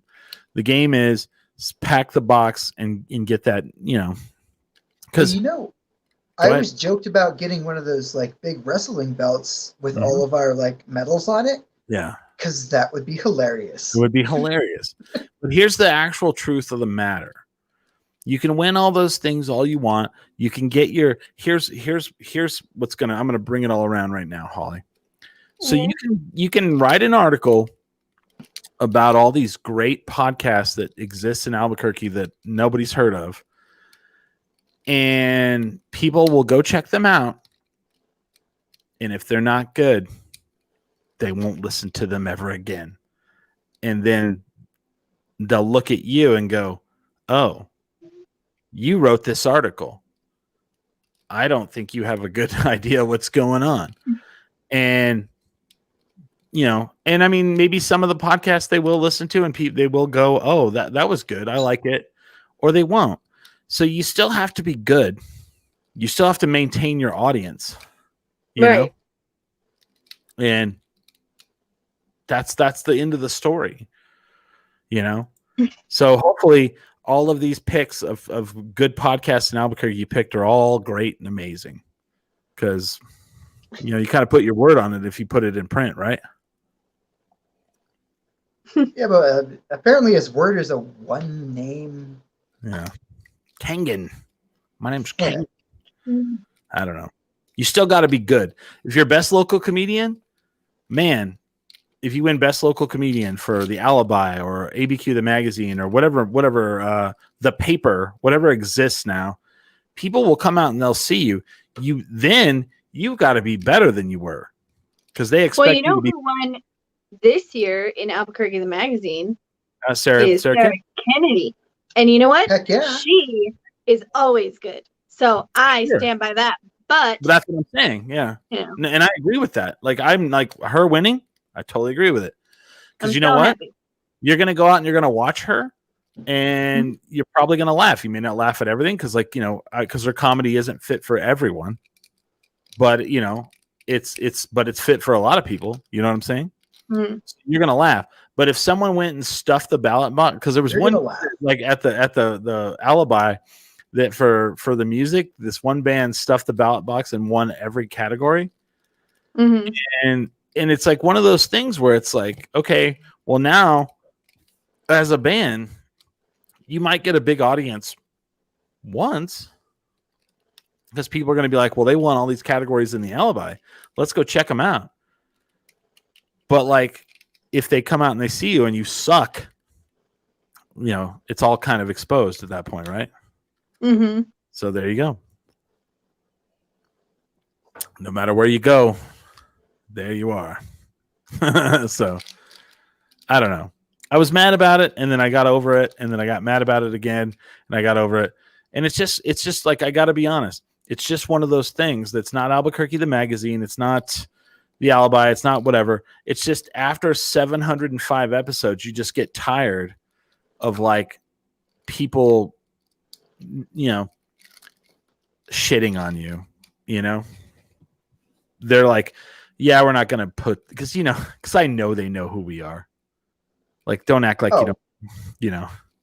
Are you kidding? Ever since you got me that sweatshirt, people just point at me down the street. Yeah. And it's like, and People I don't know, they're like, I have one of your stickers. Yeah. I'm like, awesome. I was talking to somebody about it, and I was like, I'm not really mad about us. I'm really mad about like Eric Carter Landine from the True Consequences. And that's bullshit, man. You have one of the biggest, because they're bigger than we are. I mean, you know, true crime is massive. And True crime. So here's the thing: like, if you're a true crime person and you're a true crime podcast and you know what you're doing and you talk about interesting cases and you're doing it for the right reason, like he is, people love that shit. Right. You know, and plus Eric is just so sweet and cute, and his story is unbelievable. Well, here's the real shit one. And I didn't think I was going to do this, but so I started being I'm now a co-host on a show called What's Up ABQ. I took over for Lindsay Freeman, who left and went to Portland. So this podcast here, Start Bragging ABQ, was a woman that was interviewed on their show and decided she liked their show so much she was going to copy it. So she copied What's Up ABQ and created her own. She's only done a handful of episodes, and they put her in there over What's Up ABQ, the show she copied. So they're putting biters in there? That's just wrong. Total biters, bro. Whatever. Ugh. Good journalism, Kengan. Whatever your name is. Killing it. Killing it, bro. Anyway, in good news, Liverpool won our match today. Fucking A, they did. That's why I'm wearing my Liverpool jersey that you can't really see. Oh. You could just collapse the camera and fall over like James did a while ago. Oh no, I actually I put my hand down aggressively and I forgot it's not long enough. It was attached to my phone and just pulled the entire setup down. Oh, that'll Like, happen. no. But in other soccer news, so I want your guys' opinion on something. Okay. So here in the US, with the coronavirus restrictions, they usually go off of like a percentage of like how What they many do people are. after- Yeah. And that's how you determine. So like every place can have 25% of their capacity. Okay. In Europe right now, so like Liverpool got to have 2,000 fans in their stadium because they could safely do so. Okay. But not every team can have fans, because if you cannot safely house 2,000 fans, you just can't have fans. I think it would be better if they could be like, hey, 25% of your capacity you can have. Okay. So it's drama. Chisme in the soccer world. Well, and New Mexico, our team had to play on the road. Mm-hmm. So I don't know if you know this, the United was called the Road Warriors this year because we only played on the road. Because we couldn't have them here. Right. Yeah. And they were playing in like Colorado Springs. Mm-hmm. Made the playoffs, made it to the second round. So they have shirts called the Road Warriors, which upsets me because like when I think of the Road Warriors, I think of a completely different thing. But I'm like, there's no hawk and animal. What the hell?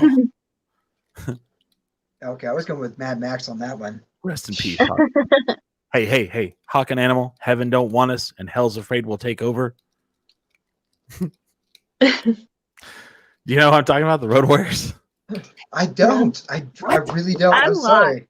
I literally was like, I don't understand. Oh my gosh. I got my own nerdness, and it superseded the wrestling that I know is there. No. Most famous tag team in the history of tag team wrestling in the world. Like there's hands down no greater tag team in the world. And I hate this photo, but this is the photo I'm going to choose. It was superseded in my head by Mel Gibson in leather. Sorry. Yeah, you don't even know what you're talking about, which is actually what they were based on. But yeah, I know. But you don't know what you're talking about. Let me say something. Throw that photo on. I'm gonna do it. Here we go. The Legion of Doom, the greatest tag team in the history. And I'm not saying this because I believe this. This is the truth. The Road Warriors, the greatest tag team in the history of tag team wrestling. Never seen Road Warriors before. I have seen them. I didn't know their names. I'm aware of their existence. Anyway, they would do this when they would early on in their career. When they would do their promo, they would say something. He'd go, tell him, Hawk, and he'd be all, I just want to say something. Heaven won't take us, and hell's afraid we're going to take over. Let's get out of here. and I was just like, as a kid, I was like, damn, I believe that. But I really feel bad because I feel like this show is becoming the let's talk shit to the city of Albuquerque, or but like I kind of feel like no one's calling out the city or calling out stuff that's not right. Nobody does. Yeah, no, taking over. You're totally this right. Is amazing. So it's our job now. We're just like, fuck you. I don't care. Larry Barker's sleeping. I don't know what's happening. Larry Barker is just, maybe he's just really enjoying quarantine right now. And he just doesn't feel like investigating anything. I don't know, man. Yeah, it's really, there's so many things going on. It's just like the helicopters flying over and people are like, stop crying about it. I'm like, no, because I'm not the only one who lives down here that's fucking tired of the helicopters every damn day. And right now, like, it's not even necessary right now. See, the Dark Side of the Ring episode with LOD was a kick in the gut, man. So there's this show on Vice. Vice is the television channel of our podcast. It's like the same version. Just kidding. So they do a show on there, and it's the highest rated show on Vice. It's called The Dark Side of the Ring, and they go through all these like stories about like these really, like me as a wrestling fan, I know the stories. Like when Owen Hart fell from the rafters and died at one of the pay-per-views, zip lining in, but they didn't. They went with a cheaper company, and it unhooked, and he fell and hit the ring and died. But they did one on the Road Warriors, the Legion of Doom, and Hawk was a big partier, and like there's videos of him doing like coke in the back, and and he had a heart attack in his 40s and died. So yeah, it was kind of a kick in the gut. And then Animal, they did that earlier this year, and then Animal died like last month. So yeah. But they were the biggest tag team in the world for like 20 years. Like when I was a kid, so like in pro wrestling, like you would always do this thing. They would always do this thing where like you had to put over other wrestlers sometimes, and the LOD, like you have to lose. LOD, the Road Warriors, never lost. Like when I was a kid, that the song Iron Man would play by Ozzy, and they would come out and defeat their opponents sometime before the song was done. like what the hell has happened? That wasn't even a whole match.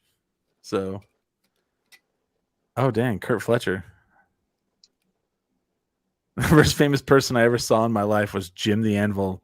One of the best days of my life. He was one of those people that would party with the Road Warriors. Kurt Fletcher coming in with the obscure references. Jim the Anvil Neidhart. If you watch pro wrestling now, his daughter, Natalia, is a pro. She's in the WWE. Jim the Anvil Neidhart. Yeah, his daughter is a big pro wrestler. Ooh, maybe. So yeah, that's kind of interesting. But yeah. Anyway, what else is going on, guys? What else is happening in your world besides fucking the magazine? This week has been kind of sad for me, so like it's hard to like not be a bummer. What's do you want to get into that, or do you want to leave it? I won't talk specifics, I guess, but 2 people I know passed away this week. Very sorry. And I don't know why yet on either of them, but it's like, whew. I think right now is a weird time to be the kind of person whose friends are all service industry and stuff like that, because literally any social media interaction I have is like, I'm struggling, I'm not doing good, or people are dying. So it's been, I guess I could talk shit about my brother-in-law, not thinking coronavirus is real. Oh, everyone can. There's someone for everyone with that one. Yeah. I don't really. I guess I talk to my mom and my dad, and that's my family. Like I have a sister, I have a mom and a dad, and then I have cousins and I have uncles, but I don't really talk to them. Like that's just not a thing in my family. We're not a communicative group. So I don't really have someone in my family. It's like this COVID's bullshit. Control us with Microsoft. I got a pretty good situation in my family because my immediate family like believes in mainly Democrats. And they believe in science. They believe in science. But then even on like the Republican, like straight up like Southern Republican part of my family, they're all doctors. So they're like, yes, this is fucking real. It's in my hospital. You guys are so fortunate. Look, I'm just going to go ahead. Like, we're all ranting and raving today. I am a black sheep in a mostly conservative family. Yeah. I'm from the South, and they still all believe in it. Yeah. They're still all COVID is real because they're all doctors. Yeah. It has been the hardest part of 2020 is being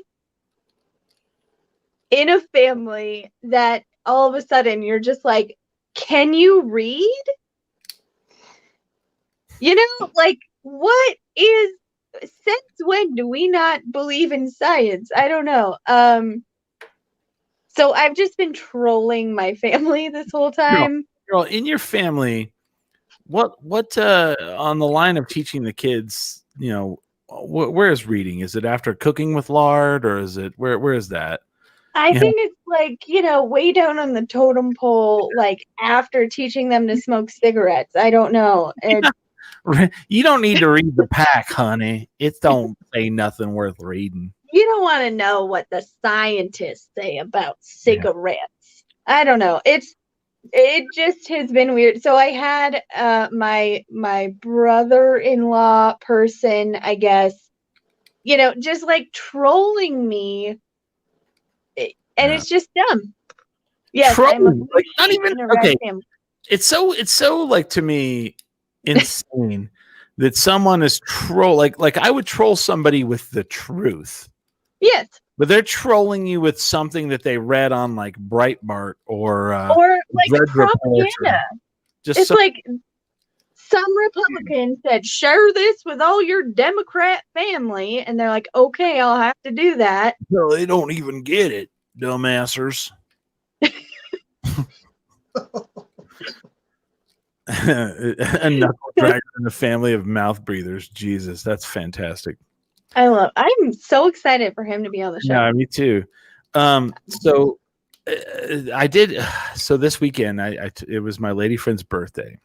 Yay! And, so New Mexico, we have, you know, other than the car fires and the medical waste, meth, and all the meth, puddles of blood randomly. Mm-hmm. Random guns shooting everywhere. Oh yeah. Okay, all of that's called art, and you need to shut up about it. No. I'm telling people why they don't want to move here. It's because of the random car fires, the puddles of blood, the toxic waste, the medical waste, just random that gets thrown on your lawn. Anyway, we do have some really good towns with hot springs. And Truth or Consequences. Medical waste. Truth or Consequences is one of them. So she's like, you know, I want to go for my birthday. I want to go down Truth or Consequences. And she found this Airbnb. And it was just, I have to tell you, I had a really, really, really fantastic weekend. So we get down there. And so the Airbnb is a casita. We didn't we walk up and the people had like set it up where we didn't even have to, it had a keypad. And so we just had to type in the keypad, open the door. We never saw the people who own the house. And so we have this casita. It has this amazing yard. Ghosts? And no. They just had it all separated. So it had this amazing yard. It had a little like hut that was built in the yard that had little outdoor couches and chairs with a gas heater fire pit out inside in the yard. Then there was like several like just ornaments like road runners made out of like railroad spikes and ladybugs, and like the yard was just decorated to the nines, right? And then they had a little thing built for the hot spring tub in the yard that was all corrugated plastic, and you like slid the door open, and they left towels for us and candles. Romantical. The little casita had a little gas fire pit and all this stuff, right? And then Saturday we spent the day. We went to a day spa where they had it was also set up where you walked up and they had a camera and you told them your name and then they buzzed you in and you went in and we never saw any people. Wow. So we went to our little room. Not ghosts, robots. No, our little room. So we open up our room, and our little room at this spa was a hot spring tub on the river. So your you have your walls, your tub, and then you lay in it while you see the river. I'll show you Awesome. pictures. And we're like laying in this hot spring tub watching ducks fly around and catch bugs, watching seagulls fly around, and just laying in a tub. It was so amazing. That sounds amazing. And then we were, 2 blocks from the brewery. We went and got crowlers, ate, went and picked up food. We never ate anywhere because, you shouldn't. And everywhere we went, Trump flags. Or we saw a fuck Biden thing, and I was just like, eh. Yeah, But then there was Black Lives Matter stuff, which was good. that's great. And it was just interesting. I was like, wow. I am so tempted to move to the little town in Ohio that Dave Chappelle lives. Yeah. Because it's so progressive and amazing. I'm like, I want to live in that little bubble of happiness. That sounds awesome. Buckshot. No, still pretty sure Albuquerque is the best place to live right now. Okay. No, we don't want to James, tell James. people that. No. Oh, I mean, How dare you?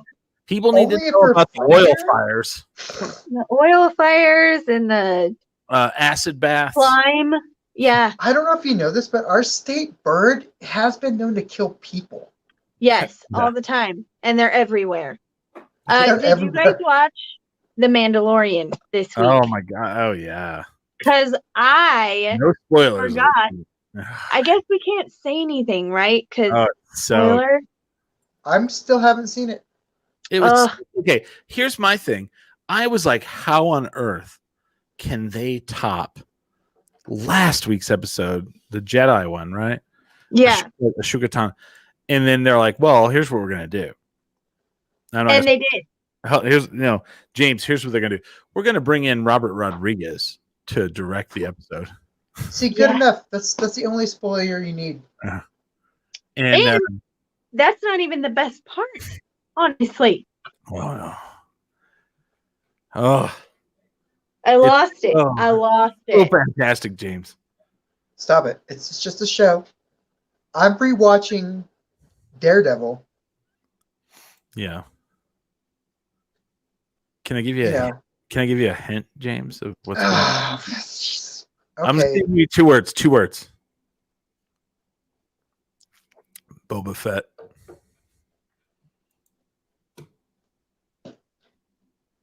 How's that a hint? Oh, it's the biggest hit. Robert Rodriguez and Boba Fett. And that Oh, was the episode. That is the fucking episode. okay. Oh my Mhm. god, it's so good. It's so good. Actually, that works pretty good. If you give me a character and a director, that. All right, I'm You know, excited. you know what's happening in your life. You gotta watch it, It's so good. Miley. He's caught up. He's caught up except for this episode. Okay, you gotta. If Yeah. you need a password, you just send me a message. I'll let you get on my Disney Plus to watch Yeah. it. I don't care. James, watch it tonight. And then Albuquerque text is us the as Tatooine you're city. weeping. We I want are Tatooine. love to see. I have a question for J. Luke Schmaltz. So you're from Albuquerque. What is one thing that you miss from living? Hey, we're gonna be interviewing him next week. I know. here. I want to give people a preview of next week. What is one thing you miss about living in Albuquerque? Because he lives in Denver now.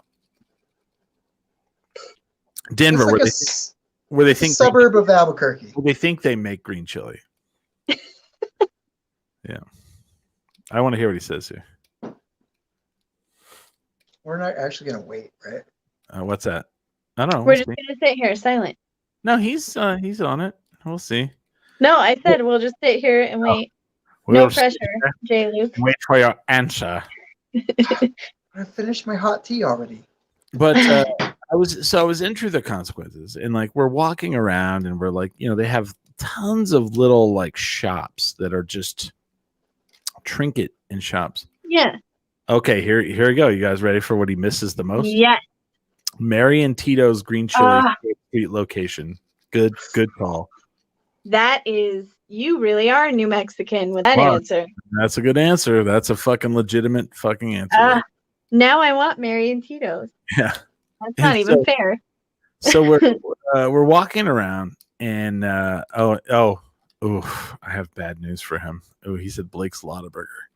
Oh, We've got you bad. won't miss that anymore. You won't That's miss just it a anymore. memory you need to keep in your heart. Yeah, you're gonna miss it and never have it the right way again. It's not the same. It's not the same. It's weird now. But there's so many And the people. customer service is terrible now, also. Well, the other thing too is there's so many people that like spout about how great Blake's has been for their whole life. They just can't let that go.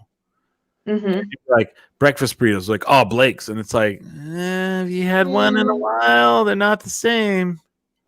Mm-hmm. So the answer to the Blake's Lotaburger thing is somebody came in, and the family, the dad died, and the family sold it, and Yep. so someone from out of state came in and sold it. Bought it.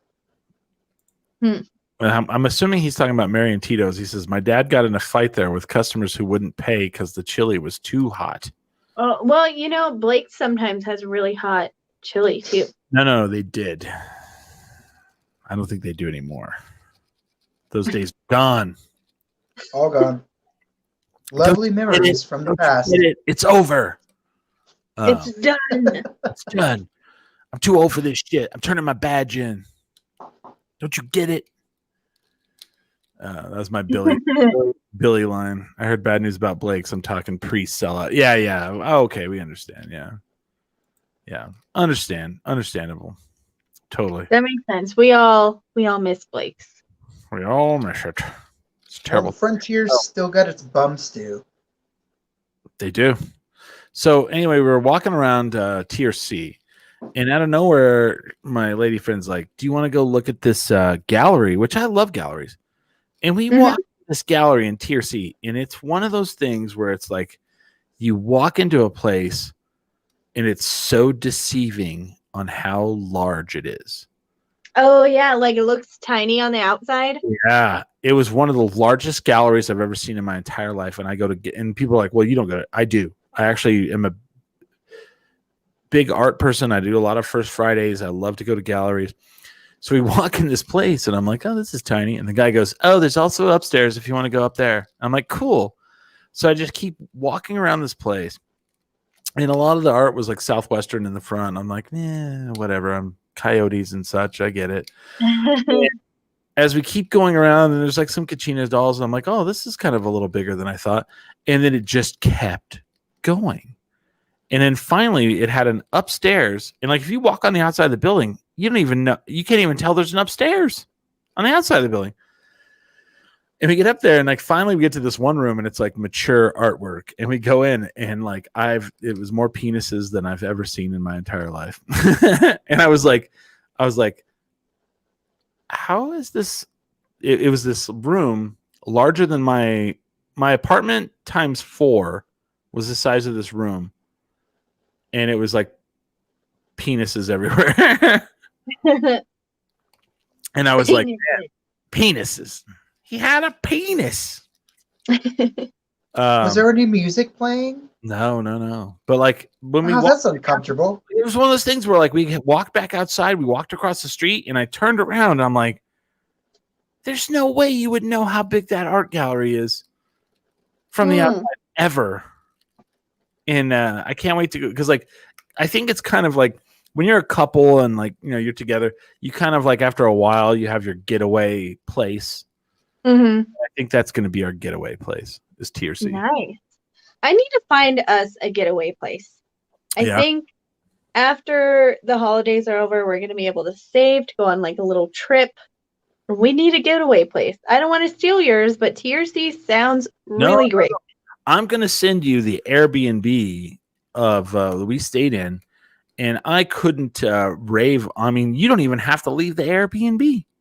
It was so freaking nice. And you just buy some beer or wine, and you could, you know, the Airbnb had a nice bed. It had a TV that like was on an arm, so you could just lay in bed and watch it. It had amenities where you could cook. It had a grill outside that was gas. It had the hot spring tub that was enclosed. and they left. We lost Holly. They left towels. She went to book it right now. She's like, "Fuck this! I'm going right now, and I'm getting it." And it was fantastic, man. It was above. I could not rave about it enough. And then it was right down the street. Like we could walk to the spa that we went out. I don't know if I can. Let me find a picture of the. Let's see here. I'm going to find a picture without exposing my personal life, maybe. Let me save it. What's up? Is this something like that place we went for the boys weekend with the pool? No, dude, this Lots of video games. No, that was fun. But here, let me pull this up here. I have a picture of like our the day spa where we were like just chilling in the hot tub or in the hot spring. I keep calling it a hot tub, but it's not really a hot tub. What is it? Like a warmed bath? I don't know. It's a mineral, like it's a hot spring. It comes out of the ground hot. Oh, geez. This was our tub. Overlooking, I haven't been to this place, but I've actually heard recommendations. Yeah, it's I fantastic. recognize that photo. Yeah. Well, we took that photo, Well, no, I recognize the location. Like I've seen. Yeah.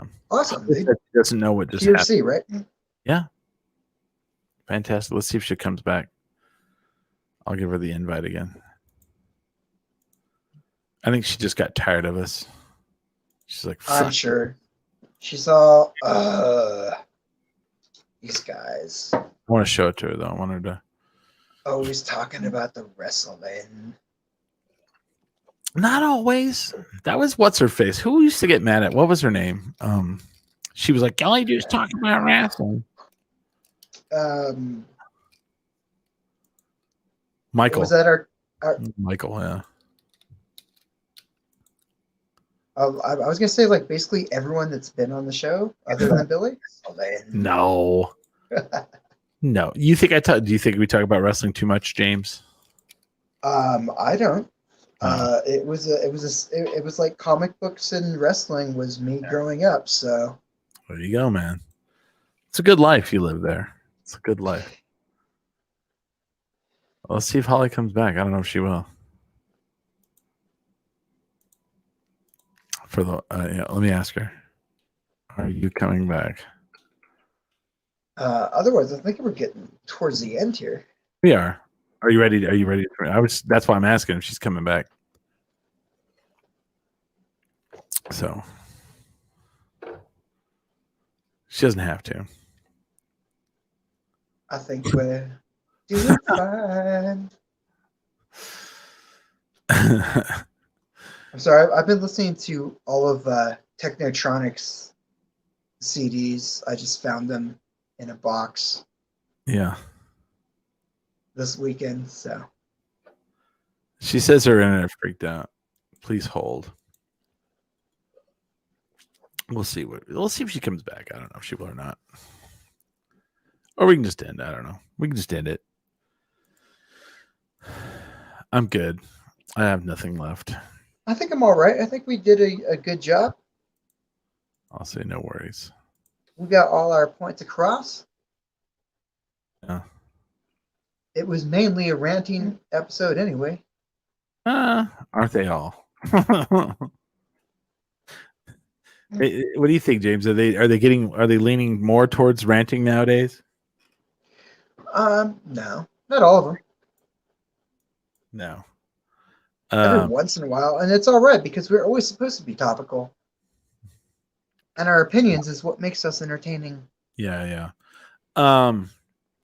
So for sure next week here she comes. She's back. Sorry, kittens knocked over my freaking modem. Who did? My kittens. So our cat had kittens.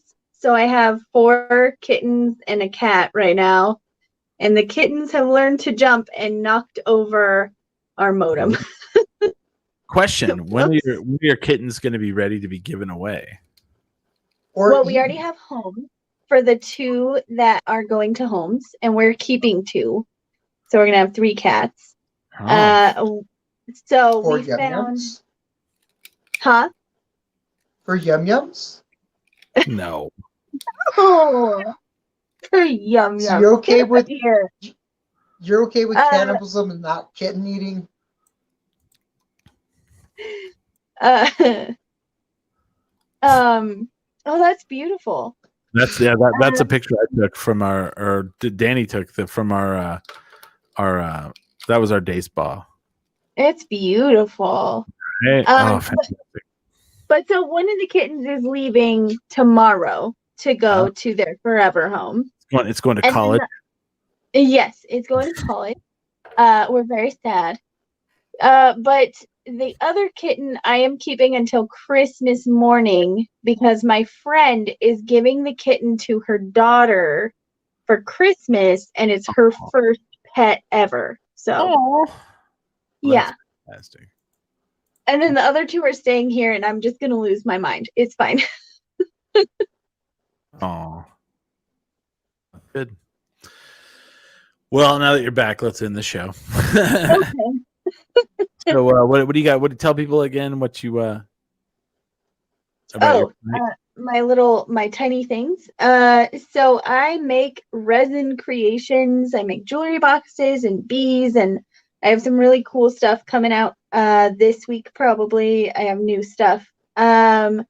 But you can find me on Instagram at Holly's_tiny things and on Etsy at Holly's Tiny Things. Nice. Next week we have J. Luke Schmaltz on. He is actually originally from Albuquerque, but now he resides in Denver. He writes for Modern Drunkard magazine. Ooh. He is in a band called King Rat, and that's like I best describe it as like very Bad Religion-ish, and I like that. I really enjoy the music. And then he has a book called The Belcher out. It's about a superhero that his superpower is sonic belches. I like it. That's all I'll tell you. And we're going to have him on the show next Sunday, J. Luke Schmaltz. So just had a big write-up in the Albuquerque Journal. Awesome. So excited about that. Also, 10 Drink Minimum is a member of the Borellis Podcasters Guild. So if you live in the Albuquerque area and you would like to start a podcast, we can actually help. So look at Borellis Podcasters Guild up on Facebook or Instagram and hit us up, and we'll give you the information that you need. 10 Drink Minimum, we do a live show here Sundays from 6 to 8 p.m. where we may or may not flame whatever you do. I'm just kidding. We're just like a modern Quantum Leap. We're trying to just right a lot of wrongs here, just so we can make the leap home, And hopefully the next one. Yeah, the next one will be the leap home. a lot of people are like, I don't get that reference, but it's one of those things. Anyway, that's us, and we have our website 10drinkminimum.com, so definitely check us out. And other than that, with that, we are 10 Drink Minimum.com.